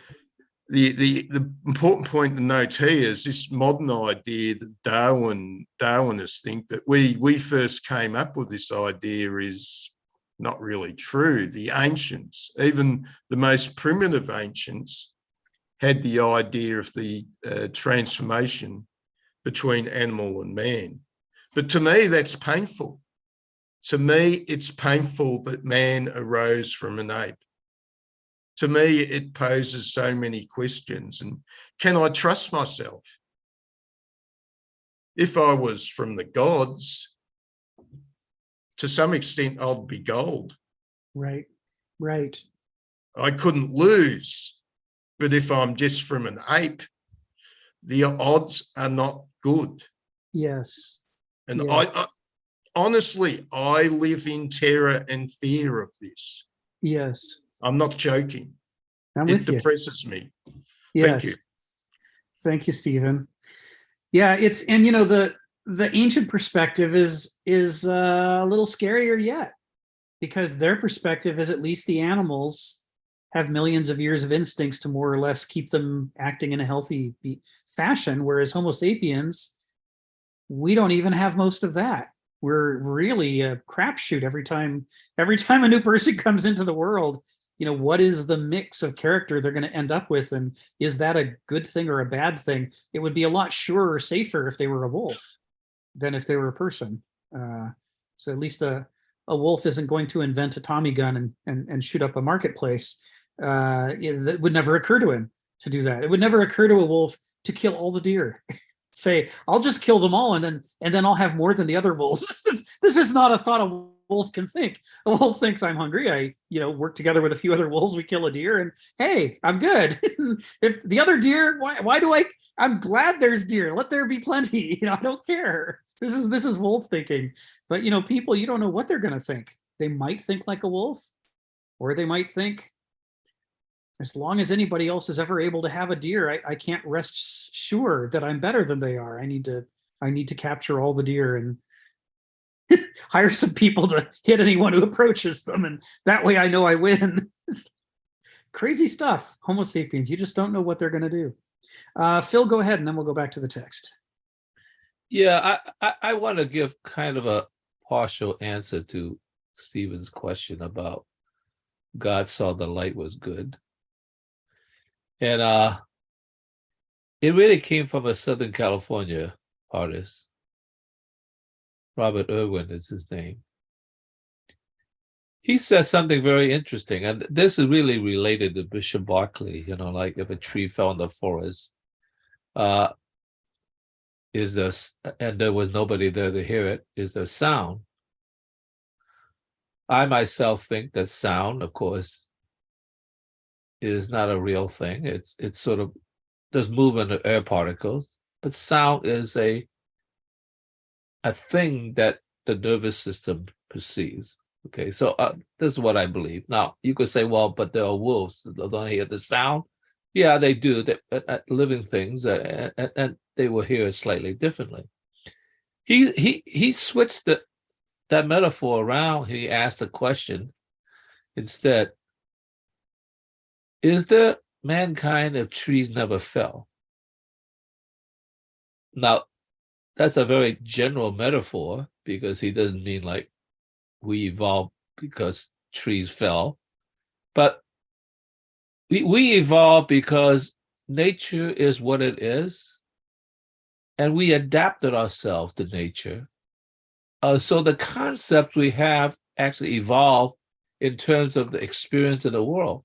So you can't get disconnected, because he said this in reply to somebody accusing him of being a conceptual artist. And you can see why his stuff has a conceptual edge, because they're very different. But he installed his things always to create a difference in the environment. So he's, like you suddenly experience this thing, and that actually, in a sense, integrates and transforms you into the mind. So in some sense, he has a more of a circular relationship of this sort of concept in relationship to experience. And the idea is that, yes, the light was good because we evolved and lived on Earth, and there was day and there was night. Now, what happens if you lived in Mercury? You can't live in Mercury, but let's say it was further back, and it was tidally locked. You would have light, whole lot of light, all the time. And that kind of light, it might be good if you were a person who lived at Mercury and evolved in that situation. But our nervous system has adapted that you would just become blind, right? You can't, that light was like, can't see, can't see. So there is a relationship between what your nervous system, what your experience could be. It's adjusted in relationship to the externality that come in. Now, you could transform that to a certain degree, but it coexisted together. It was not like, one day you go to Mercury and say, oh, could you turn off the lights? It's like too much. I mean, so Heidegger kind of talked about that. He sort of said, like, when there's too much light, it is also darkness because you can't see. You have to have the right amount Yeah. to have the relationship between the light and the dark. And that's why when God realized, oh, there's also evening and morning, it was a very important clue that we adapted to that transitional relationship. And when you get too detached to the conception, you would say, well, could we have more light, please? And more and more and more until suddenly you blind yourself and you can't see anything because you thought that was pure light. Well, pure light is just too much for human beings, and maybe not too much for God. Maybe God was actually realizing maybe that's when time was born, that he was already thinking about, well, there are all these animals and mankind I have to produce. I have to turn the light down to a certain degree, not too much light, because we have to have the evening and the morning as well as the night. So that's a partial answer. It's not totally satisfying, but we have a relationship, and I think as we develop culture, one artist had this thing. It's a refraction grating that he installed in billboards in Las Vegas. And he says, the commercial district wins at night, but I win in the day. Because he's fracted the light, right? Because when you go to Las Vegas, the reason is you have day all night long. Of course they want that because they want the money. So in some sense, so it's not adequate, but it's a partial answer, and that's partly because we're not divine. I guess for God, he could just turn it up not only to 11 to 25, and everything's fine. So that's it. Thank you. Thank you, Phil. I don't know if everybody knows the story of the avocado. The avocado, the seed of the avocado is so thick. The shell on the seed is so thick that they almost never successfully germinate without human assistance. They need people to crack them or to abrade the surface and weaken it so that the plant can get out. And the question is, how could this even have evolved? I mean, why are there still avocados at all? I mean, avocados were around before people were around. So what was abrading the seeds before people did in order to make it possible for there to ever be another avocado tree? And people have written about this.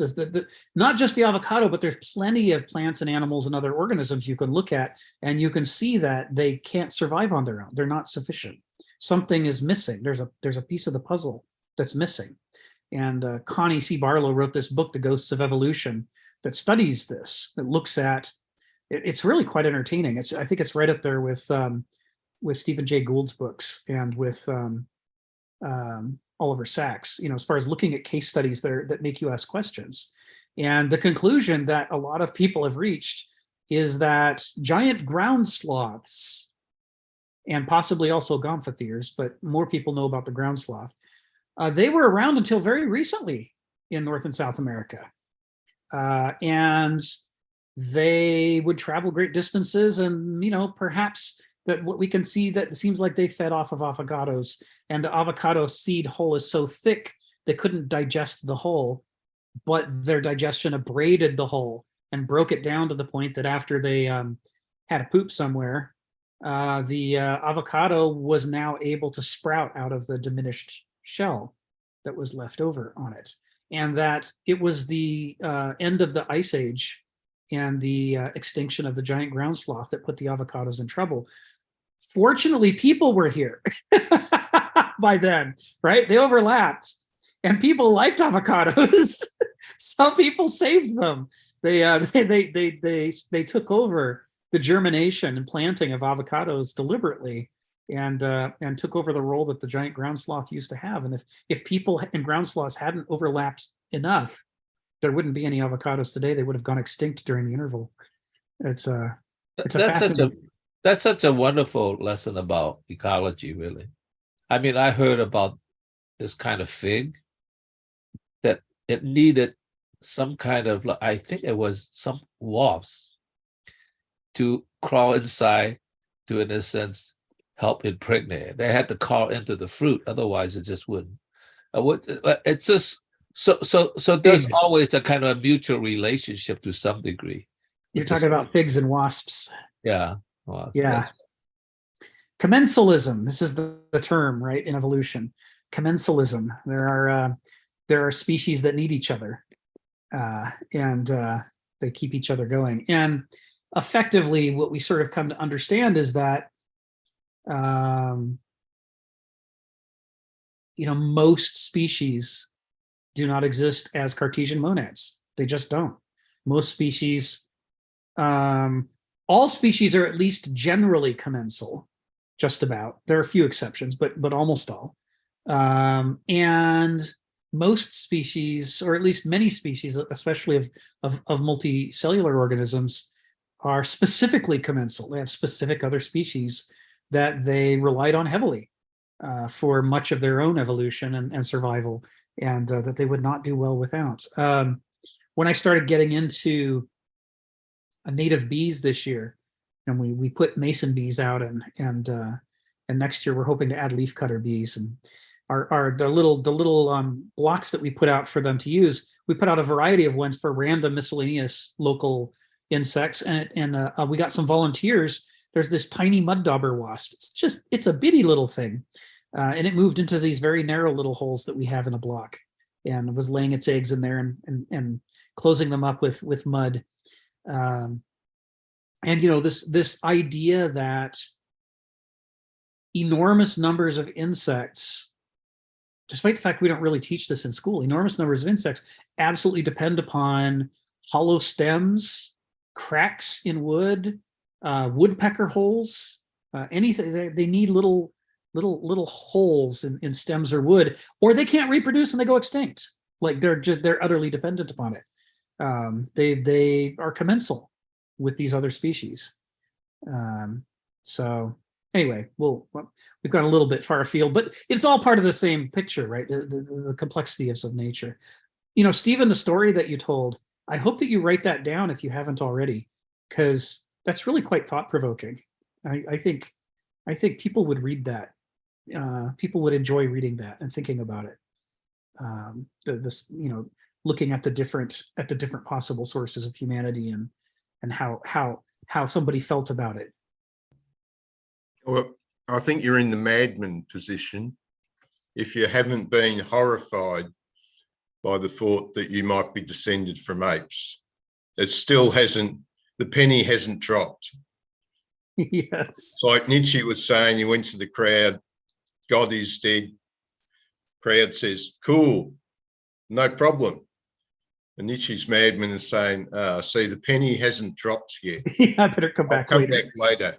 Yes. So let's go on to the second half of the second paragraph.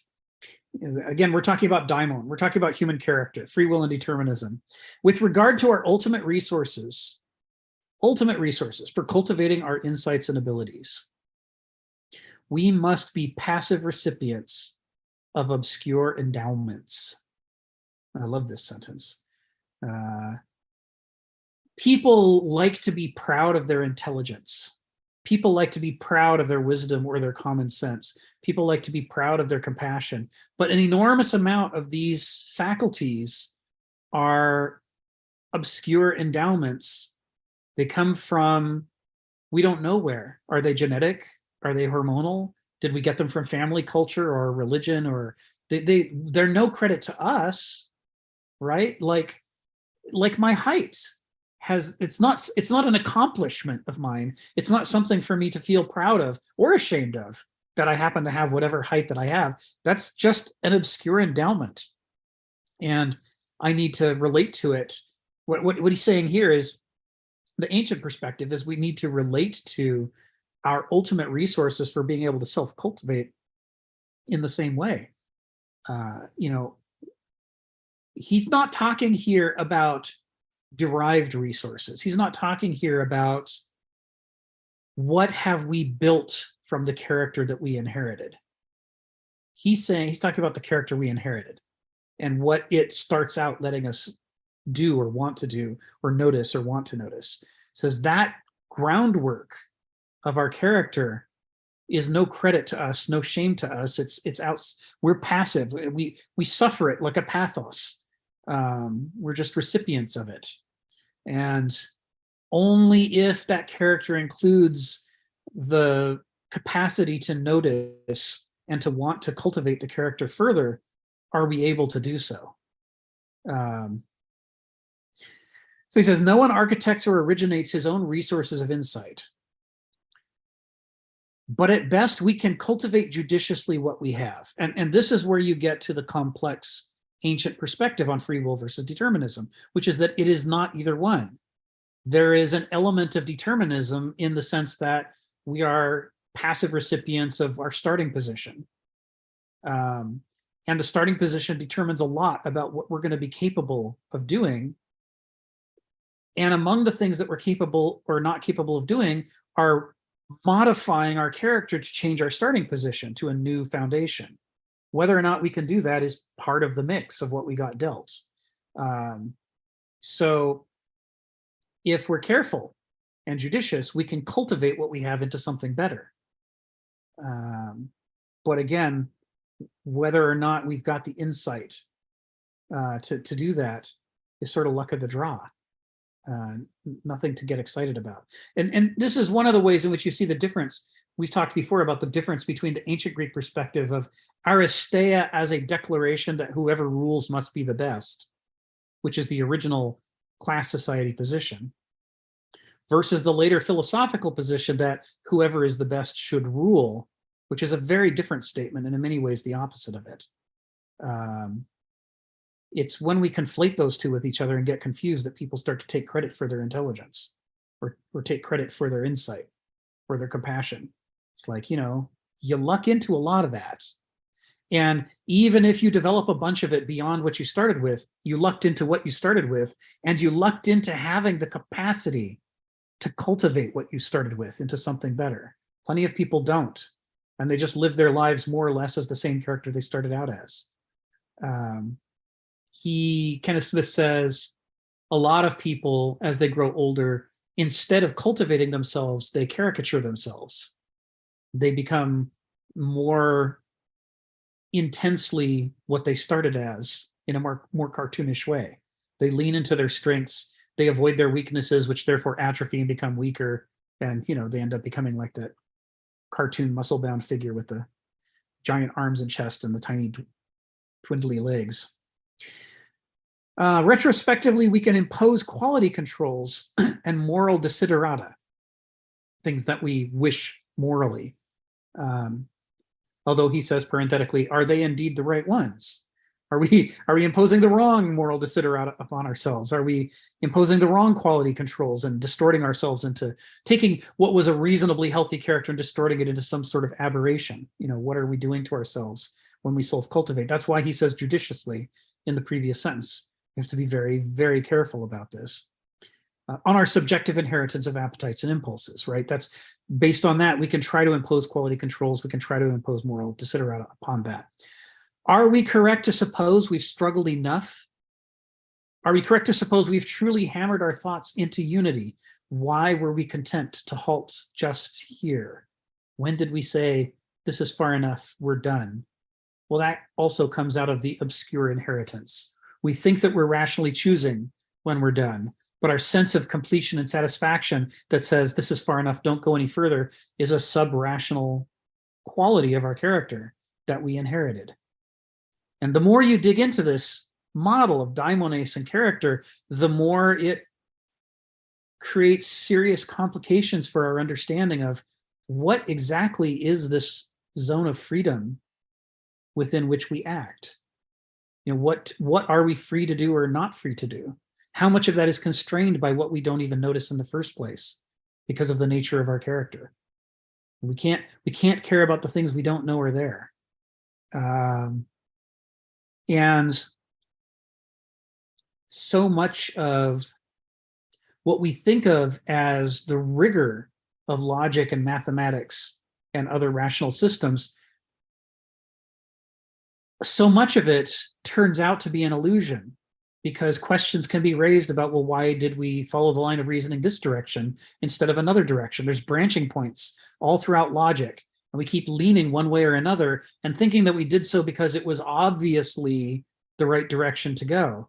But the reason it was obvious to us is not any rational reason, but because of our irrational character underneath it. We're being nudged by our daimon into pursuing the lines of reasoning the way that we do. Pure mathematicians will tell you, for example, that you can have fun with math for the rest of your life. You don't ever have to stop deriving new implications of some starting position in mathematics. You could just keep going and going and going, but we don't.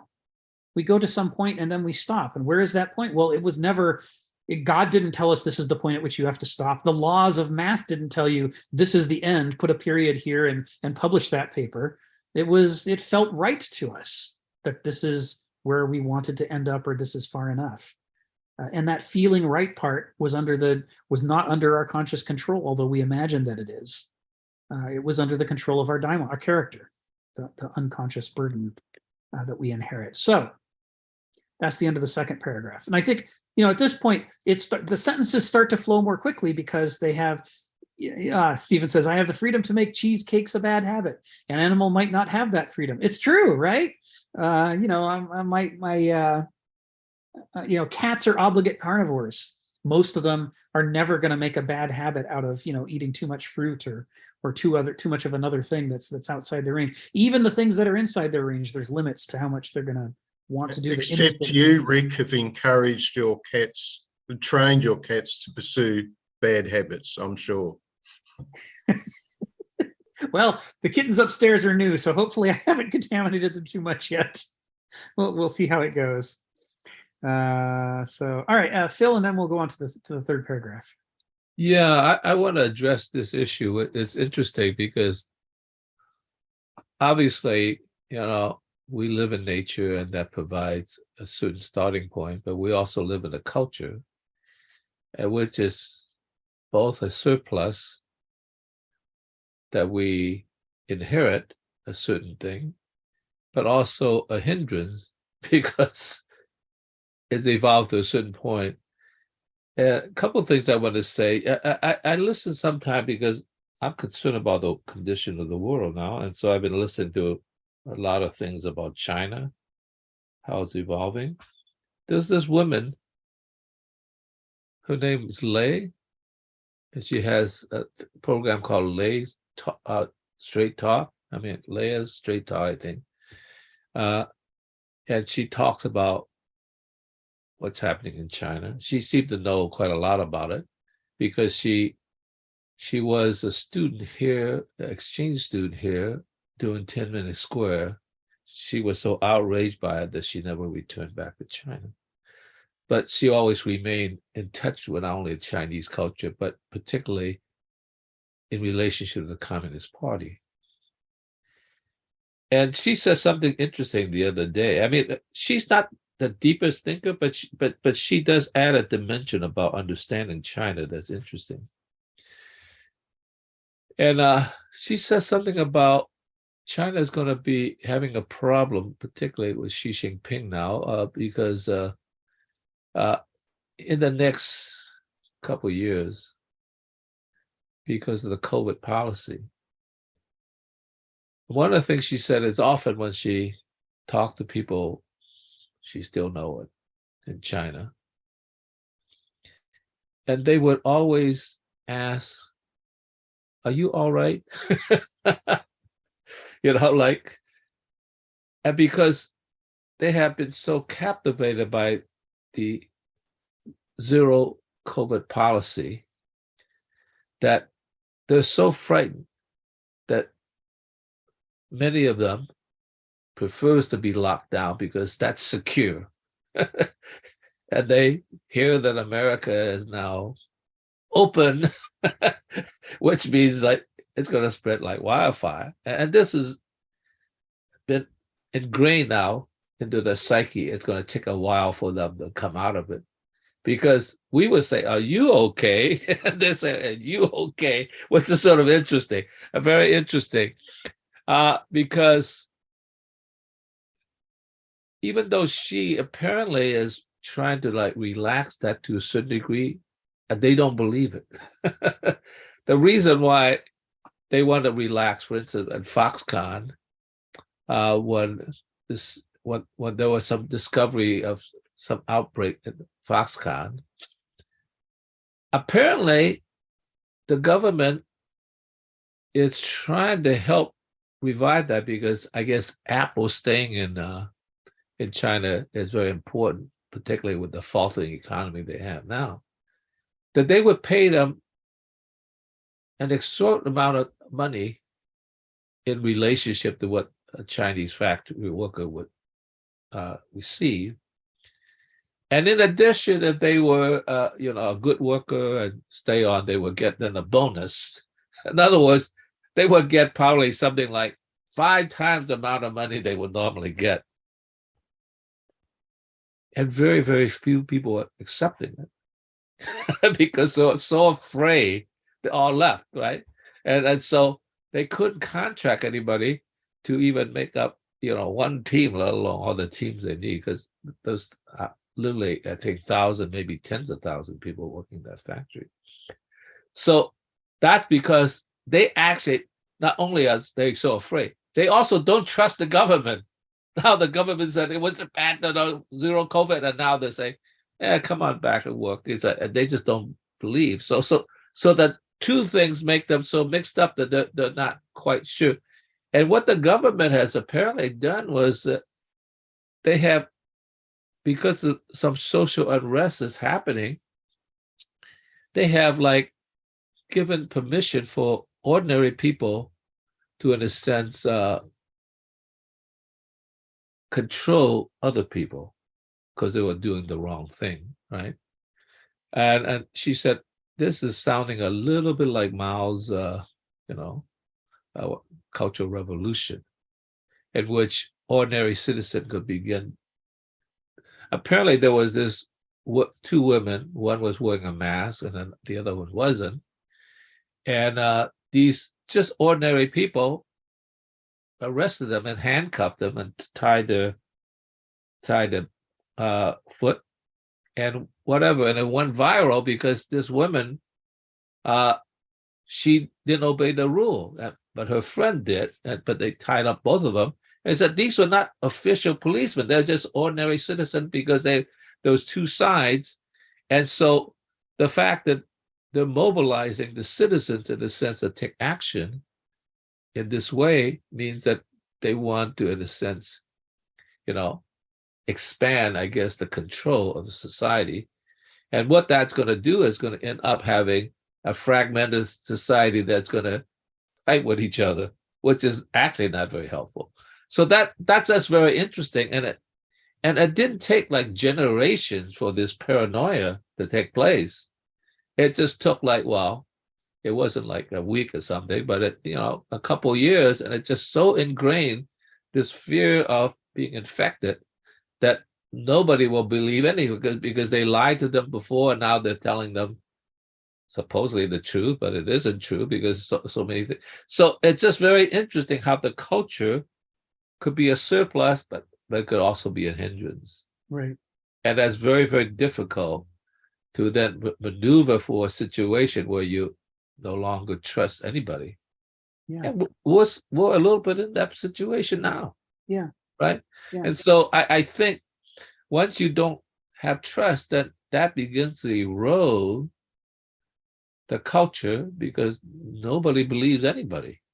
Yeah. And then you have this sort of tension and conflict that happens. So I don't know, that it just brings to mind how the culture gives you a head start in some ways, but it also, in a sense, I guess, pushes you back, because now you have to go against the culture to actually get to the other side. So that's very complex. That's it. Thank you. Thank you, Phil. Yeah, which way are we cultivating ourselves? Is it in a healthy direction or an unhealthy direction? And of course, the main problem with the cultivation metaphor is a problem that gardeners are less likely to have than other people.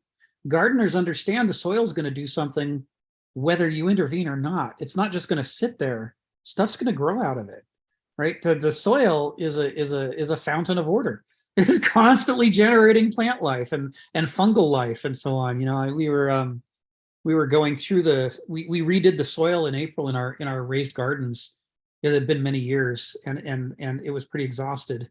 And we worked with an organic soil company that's been here for many decades in Seattle. They're really great, and they brought in fantastic soil. And part of being fantastic is that, yeah, our plants grew like crazy. I mean, our lettuces grew up on stalks 3.5, 4 feet tall, which most people have never seen lettuce do before.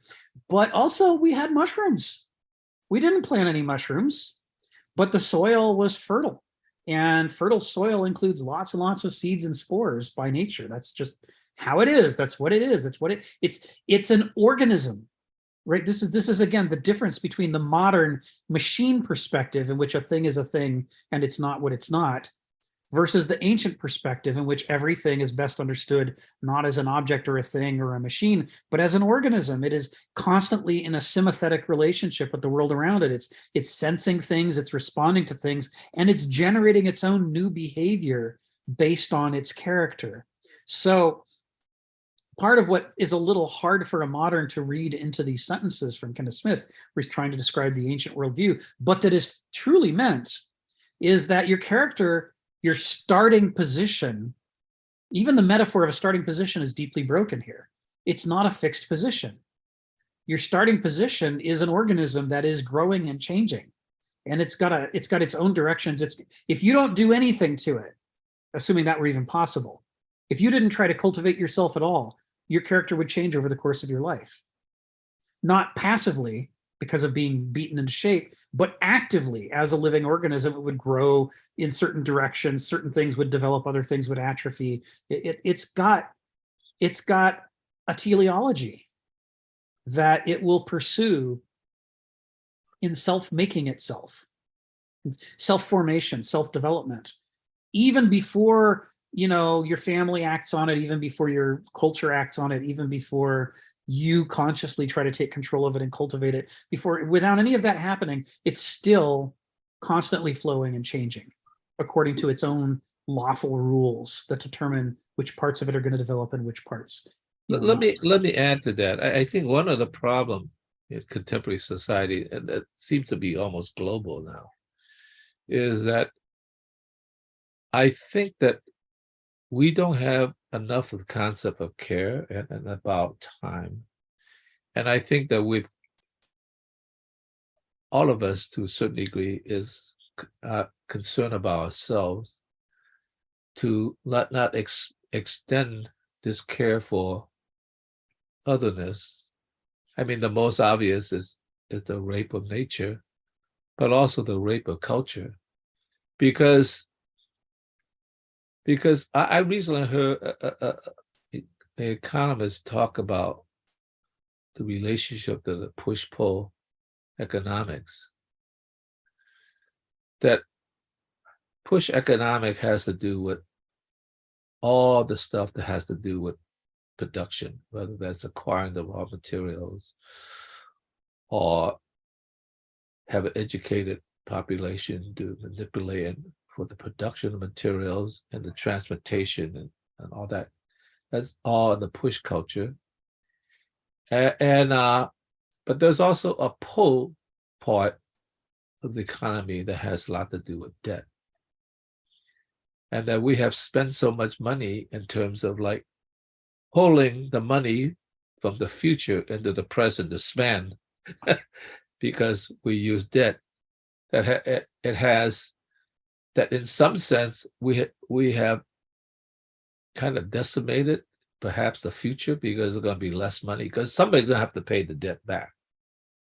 I mean, one way to pay it back is to inflate the money. But when everybody has have inflated money, then in a sense, it's kind of a problem, right? Because almost all the currencies are inflated. Another way is that you're just going to have to work harder to pay the debt off while you're trying to make a living. So in some sense, there's always a push-pull relationship. And I think in this case, he's talking about the pull concept, that debt has pulled so much surplus from the future that, at least in America, but probably throughout the rest of the world as well, is like we might be the first generation, well, not us, well, who are older has gotten off scot-free because we lived at the surplus. Is like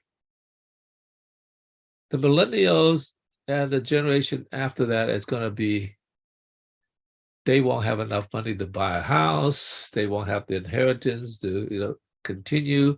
And so we have, in a sense, and it's not that we're all evil individuals. It's that the culture has produced a thing in which the pull economy has done this.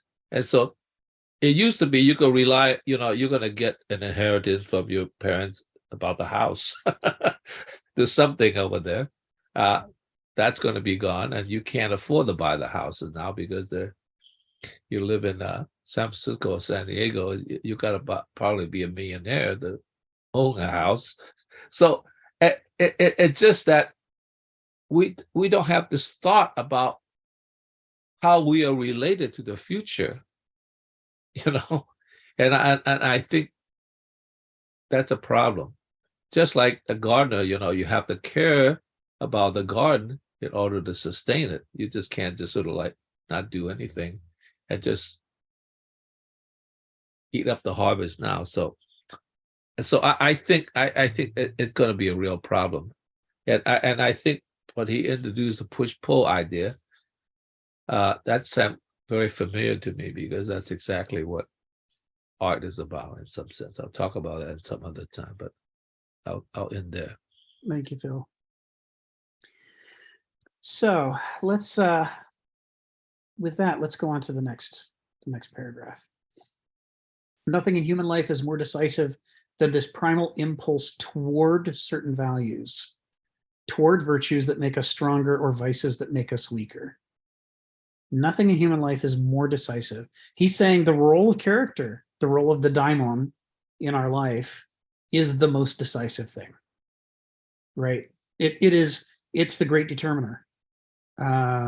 There is no set of situations so blessed that somebody with a character, that somebody couldn't have a character that drives them to ruin it all, right? We've seen it happen over and over, right, in the news and history. And it's also the case that, even very bad circumstances, if somebody has the right character and luck, right, that they can make their circumstances better, or at least do the best they can with the mess that they've been dealt. This issue of the relationship between your external circumstances and your internal circumstances, the two natures, is one that moderns have little cartoon versions of, but don't really give any serious thought to. Yes,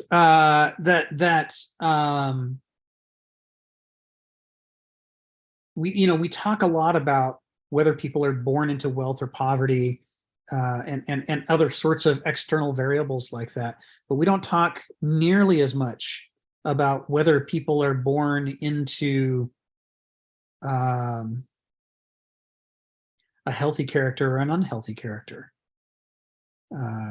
It gets psychologized. We talk about it some in psychology when we talk about things like, what's your family culture, what were you born into, but we don't generalize it. If you look at the structure, for example, of the US legal code, the law code isn't focused primarily on being fair to different people based on their differential state of character, right? That there are things you can expect from somebody who has one kind of character that it would be just insane to expect from somebody who doesn't have that character, right? What can people do? Instead, the law treats all people the same, as though there is a reasonable person right? The reasonable person test, that there is a generic human being who is mostly reasonable much of the time. And that's what all people are. And the law is going to interact with that average that average imaginary person. But what it doesn't deal with is the actual people and their actual character. There are plenty of places where the law falls down on taking into account external factors, but at least it does sometimes. But the law doesn't want to admit that the internal factors are even more important.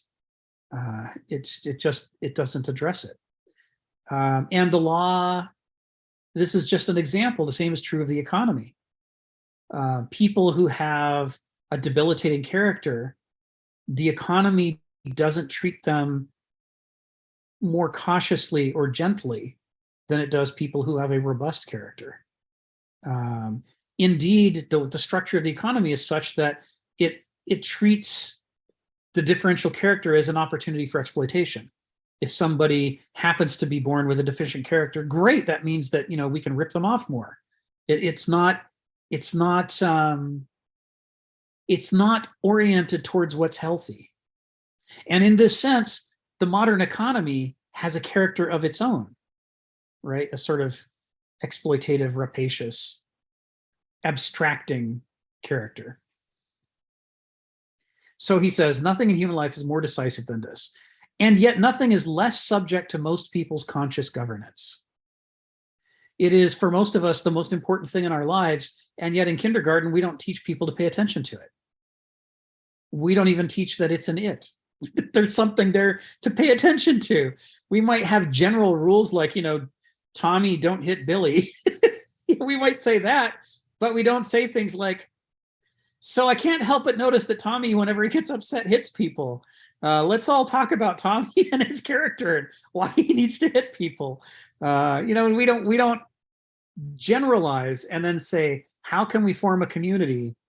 How are we going to proceed and form ourselves a community given the differential characters that we have? It's like if you got dealt puzzle pieces and your theory of puzzle solving was based on the assumption that every single puzzle piece had precisely the same shape, like a Lego. But in fact, what you got was a real puzzle in which no two pieces had the same shape. The mismatch that happens as you try to construct according to the recipes that only work if they're all the same when none of them are the same. Those kinds of problems are the problems that modernity has in trying to construct a civilization out of human beings. None of us fit the model in which we're all supposedly the same. We ought to be, we need to, if we were going to be a healthy civilization, we would need to help people become conscious of their character and to study it and to learn, you know, what are its strengths that you can lean into and work with, and what are its weaknesses that you're going to have to cultivate to overcome. We don't teach this.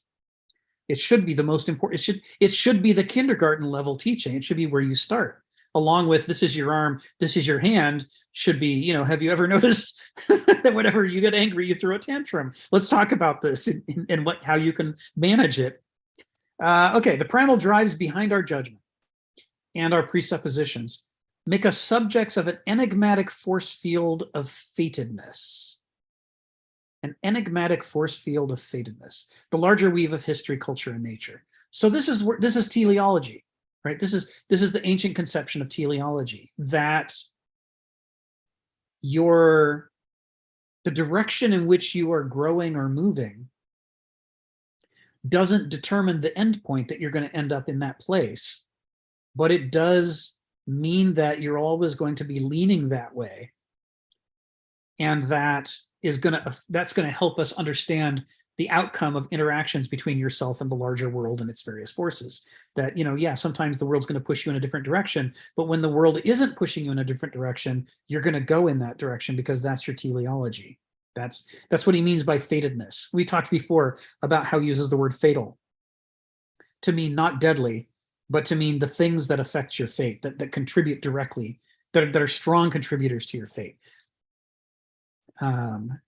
So he says, the primal drives behind our judgment and our presuppositions, the primal drives, those make us subjects of an enigmatic force field of fatedness. And an enigmatic force field of fatedness, because just like if you drop a bunch of metal filings on a table and there's a pair of magnets under it, they'll align themselves with the invisible force field and show you the positive and negative, and that those forces were always there even when you couldn't see them. The filings are just illustrated by being subject to those force fields. The filings are illustrating the force field for us, making it visible. And in the same way, our own lives and the course of it, the course of our life, is like a metal object heavily influenced by invisible force fields around us. There is the teleology of our culture. There's the teleology of my character, the teleology of your character. We get together and have a conversation. The interaction is going to be partly the result of the interaction of those two teleologies, which generates a force field between them.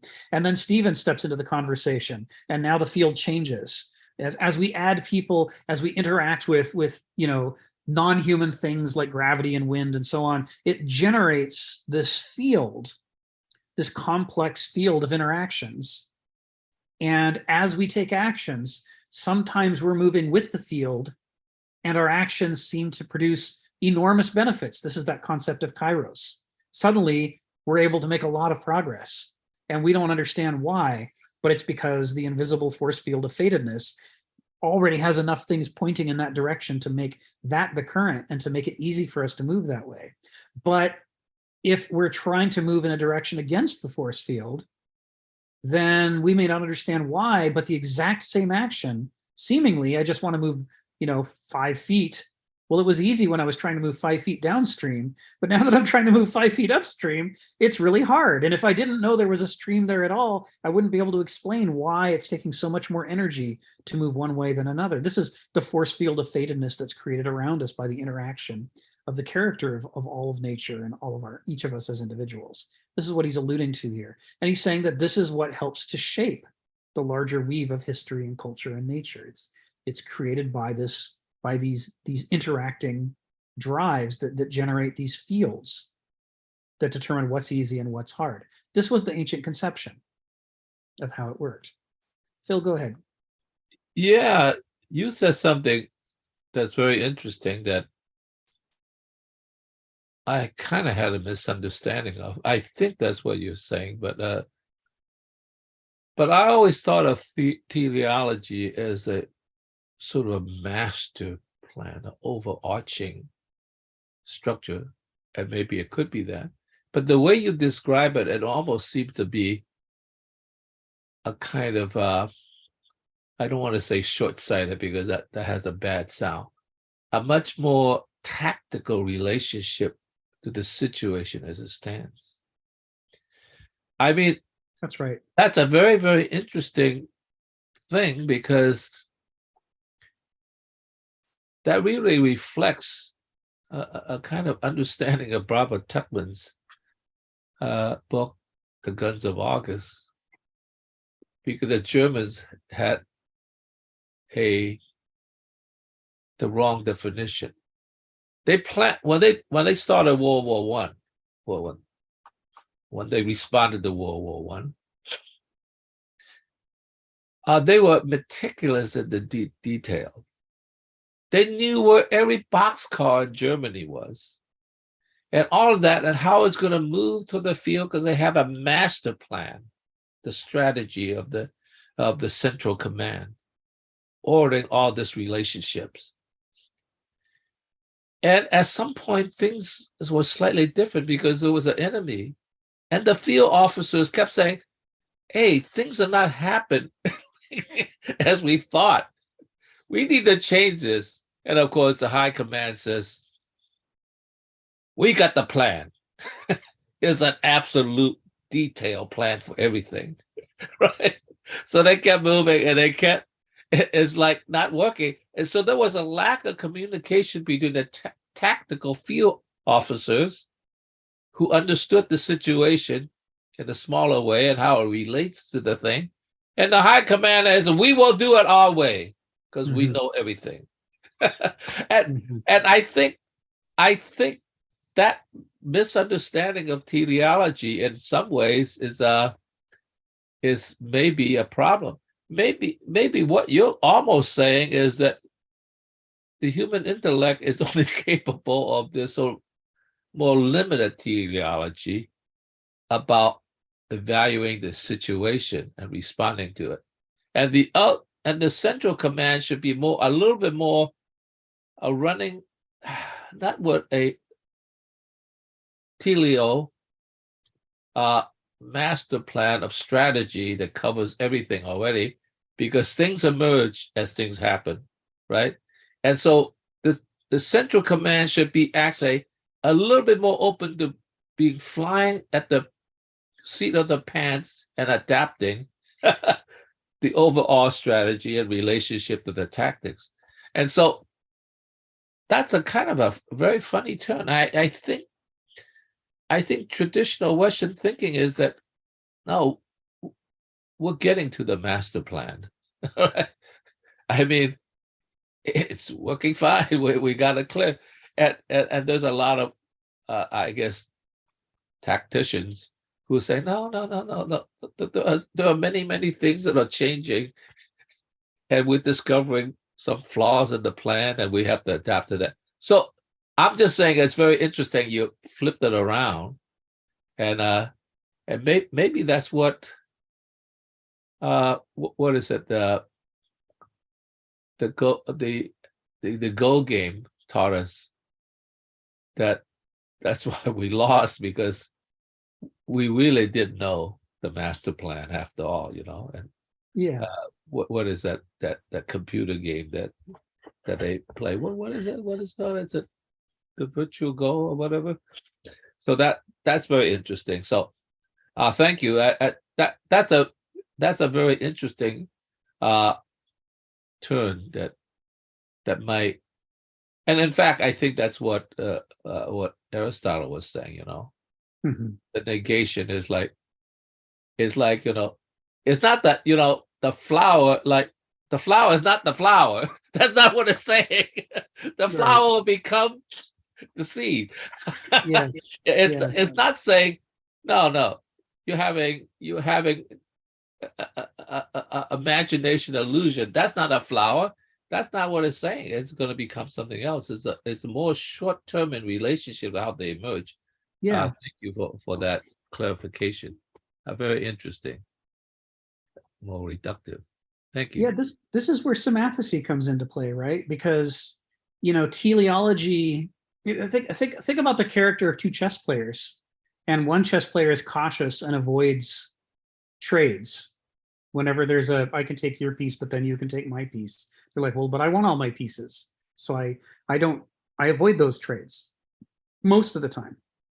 And another player doesn't like the complexity of the board with all 32 pieces on it. He loves a trade, almost always takes a trade, because that shrinks down the number of pieces to the game that he understands, where there's fewer pieces left.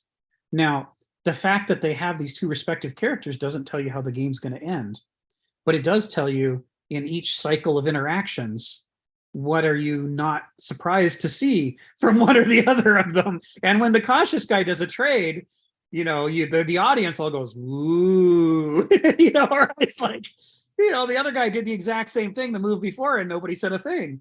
But that was because it was in his character. It wasn't a surprise at all. But this guy to take the trade, he must really be motivated by something. It's like he's working to overcome his natural impulses for some reason.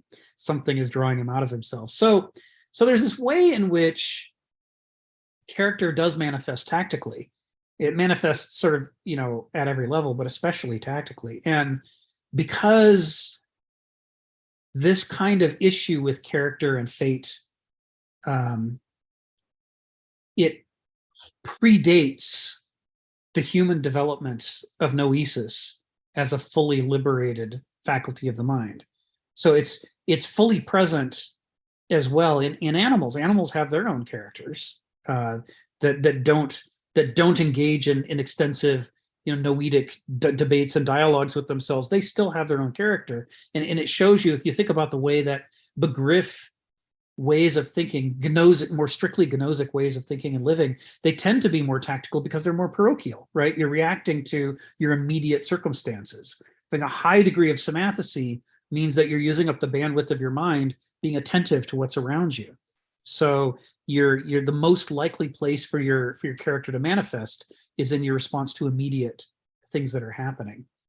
This is where this role of character as a driver of teleology at a tactical level is at its best, because it's had billions of years of evolution. Where it's weaker is when our character manifests through our noesis, through our abstractions, because we don't have billions of years of evolution to weed out bad approaches to noesis, bad ways of living with noesis. Most animals, their noesis is leashed to their gnosis. We just simply haven't had things doing what Homo sapiens is doing now. And as a result, whether or not having character drive your teleology is a good idea when you reason abstractly is an unknown. We don't know if that's a good idea. Or certainly, as you point out, people do it. You can look at their plans, and see where they're in sync or out of sync with reality, and the ways in which their different plans will manifest some aspect of their character. But whether this is going to be as healthy in the long run for our species as for character to determine, teleology in a begriff gnosic life, nobody knows this yet. There just haven't been species like us around long enough to find out whether this is a good idea. Existentialism, man. All these questions we would rather have settled as it's all going to be great, don't worry. Existentialism is like, how would we know that? Do we have any reason to think that's true? I think this is an open question we should maybe be nervous about. Stephen, go ahead, come off mute. Yeah, just in reference to the point of incremental plans. Yeah, getting back to the Germans, they had this really sterling mechanistic outlook on all this. Now, pre-World War One, they came up with the Mauser rifle, which was accurate. Beautiful piece. Every Mauser rifle was generally up to this standard of being accurate to 800 or 900 yards. And the silly British were making their Lee Enfields only accurate to about 400 yards. The Germans said, aha, if we just this little bit better in every area, we'll win, we'll have the edge. And of course, famously, they studied what went wrong after the war, and they found out, 99.99% of shooters cannot hit anything beyond 200 or 300 yards, 300 yards max. After that, just forget about it. Just didn't matter. And then they did come up with a good idea, the assault rifle, which really was better. But it's this attitude is still with us. Yeah. This idea of increments will win in all these other fields. But in that particular field, they noticed the what was wrong. Yeah. Thank you. Thank you, Stephen. Yeah, another classic example my dad and I were talking about last Thursday is on the Eastern Front. Of course, the Germans did the same thing with their tanks that they did with their rifles. They were engineered to a fare thee well. They were the best engineered tanks anywhere in the war. And the Soviets were starting out at a huge deficit. They were, an agrarian culture, just a few decades before, they were desperately trying to industrialize to catch up and not be, they needed to accelerate their industrialization fast enough to catch up with the Germans before the Germans finished conquering Russia. That was the two competing timelines. Is the Germans are pushing into Russia. The Soviets have not yet industrialized enough to stop them. Can they industrialize rapidly enough to generate the technology they need to slow the German halt before the Germans have taken so much country that there's nothing left for the Soviets to work with? So as a result, speaking of character, the Soviet approach was to make cheap tanks as fast as they could. And they were under-engineered, if anything, right? Like, you know, I play World of Tanks, and at long ranges, the Russian heavies, they miss. It's just, you know, if I'm shooting all the way across the board, it's a rare time when I hit them. Hang on there, Rick. If I'm in the tank yard, I'm the tank salesman. I can show you a beautiful Panzer Mark III, beautiful. Then I'll show you the horrible Soviet T-34. You're going to go for the Panzer Mark III. That's what you want to drive out of the yard. It's beautiful, beautifully refined, nice stuff, nice compartment for all the crew. I've sold it to you. This is where I'm going. This is where I'm going. They then did a study of how long did the respective tanks survive a tank battle. And the answer was exactly the same amount of time. So what was happening is the Germans were spending so much love and time over engineering these tanks that were only going to last a few minutes in a direct tank battle. And the Soviets could pump out dozens of tanks, these cheap tanks, in the exact same amount of time. They may not be as accurate, but there's lots of them. And so as a result, the German tank didn't last any longer than the Soviet tank. And the Soviets were able to catch up in industrialization and ultimately beat the Germans on the Eastern Front. It's a study of character, right? And when you look at why each side did what they did, it wasn't because somebody was stupid or bad. It was in their nature. The Germans were the most scientifically, technologically advanced country on earth. They prided themselves on it. The whole reason they started the war is they thought that this made them superior, and they ought to be able to win with that superiority. But as Stephen pointed out in his example with the rifle, and I pointed out in my example with the tank, it doesn't always actually work out that way. Yeah, but you guys missed the missing link.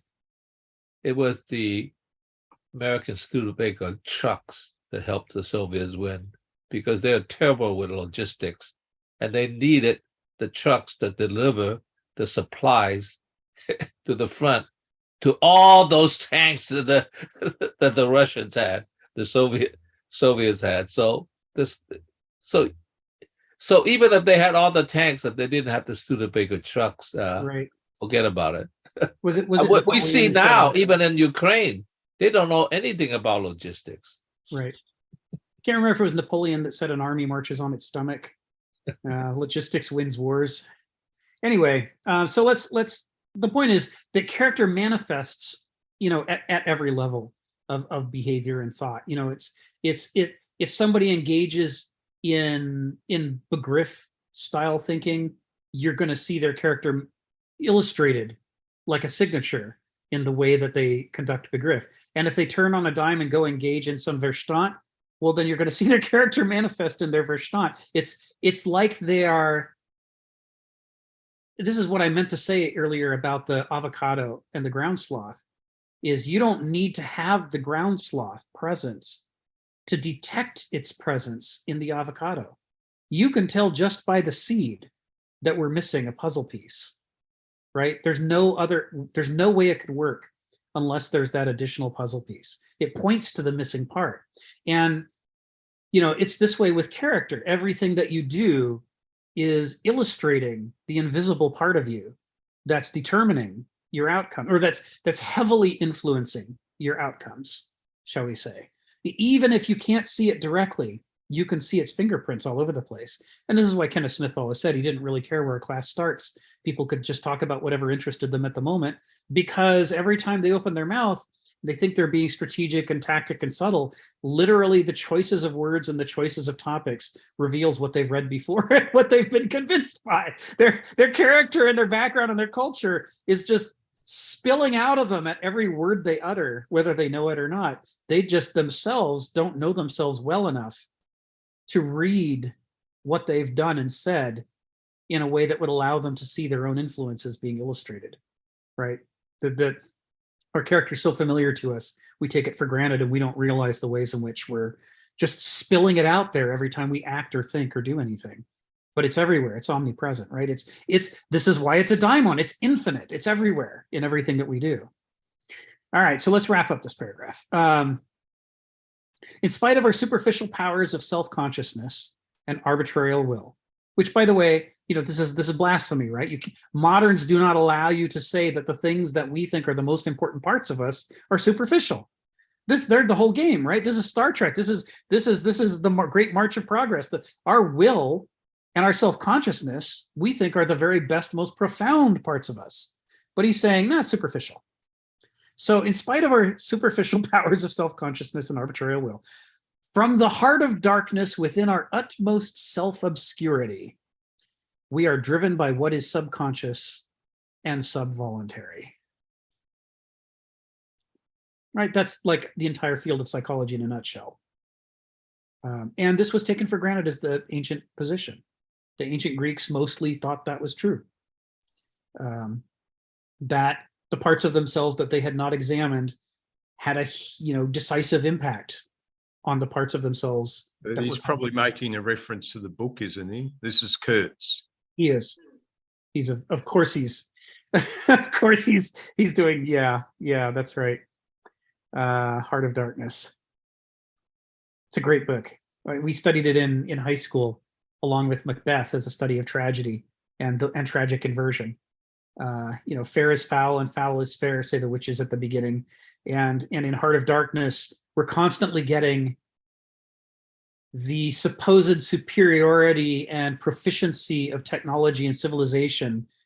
And there we are in Africa with trucks with their wheels to the heavens like a dead creature with its legs up. These constant images of helplessness and frailty are being given of what we take the most pride in. The heights of it all, the turn of the century mighty warship mindlessly blasting into the jungle to keep the darkness back. Yes, right? Classic example. So the last part of this paragraph, our acts may be freely determinable, but not so the ultimate energies from which we are made to be what we are in the first place. That is, we are freely choosing off a menu that was chosen for us by our character. The concatenation of laws to which human beings are subject is so arranged that our lives must be mysteries to us, necessarily obscure logics, mythoi, that unfold in their own good time and can only be read retrospectively. The Greeks said, count no man happy until he has died, because up until then, anything might happen. Who knows what's going to come erupting out of his character to, screw up his life at the last moment and turn it all into a retrospective tragedy. You don't know until it's over. And even then, you may never fully understand the character of the person. To be human is to be inserted in nature's dark processes, and dark meaning here obscure, that we don't know, unknown processes of self-direction. Nature is moving itself according to tides we can't see. And of course, it's operating inside of us, creating tides that we can't see. And unless we're paying a lot of attention, we may be completely clueless about where we're headed. Could I ask a question? Because I'm interested. Suppose I heard that Orson Welles wanted to make his movie The Heart of Darkness, but he ended up making Citizen Kane. Was that true? He really wanted to do The Heart of Darkness? I'm sure he wanted to. Yeah, knowing his character. But wasn't able to. I don't know whether there was a studio ejected that, but Citizen Kane came pretty close. In many ways, so. It certainly had a huge impact. Yeah. So we are not artifacts of the intellect. That is to say, we're not angels of reason. We are not we didn't decide to create ourselves. We're not how we define ourselves to be. We are who we are, irrespective of who we think we are. Like figments of geometry or algebra, which are nothing other than what they are by rational rules defined to be. And this sentence here alludes to Hannah Arendt's 7th essay in Between Past and Future, Truth and Politics, where she talks about that problem of facts are different. Facts are different from rational truth, in that rational truth can be demonstrated or proven or concluded, but circumstantial truth, which is the realm of facts, is only true because it just happens to be so. There's no way for anybody else to ever reason out that conclusion had to be that way. And this is how we are. We have to be discovered. We can't be reasoned out. But are to ourselves gratuities from forces most cannot comprehend. We will have no more illumination than we have struggled or fought for. And thus, Sisyphus pushing a boulder up a hill as the symbol of an Aristos. You have to struggle or fight if you want to see clearly. And you never will see clearly, but you can see clearer than you see now if you work for it. And this is where we end so far today, partway through section E. Halfway, this is the halfway point through section E, daimon and eudaimonia. Thank you, everybody. I hope you had a good time. I did. I always look forward to these. And we'll next week we'll pick up with the second half of section E.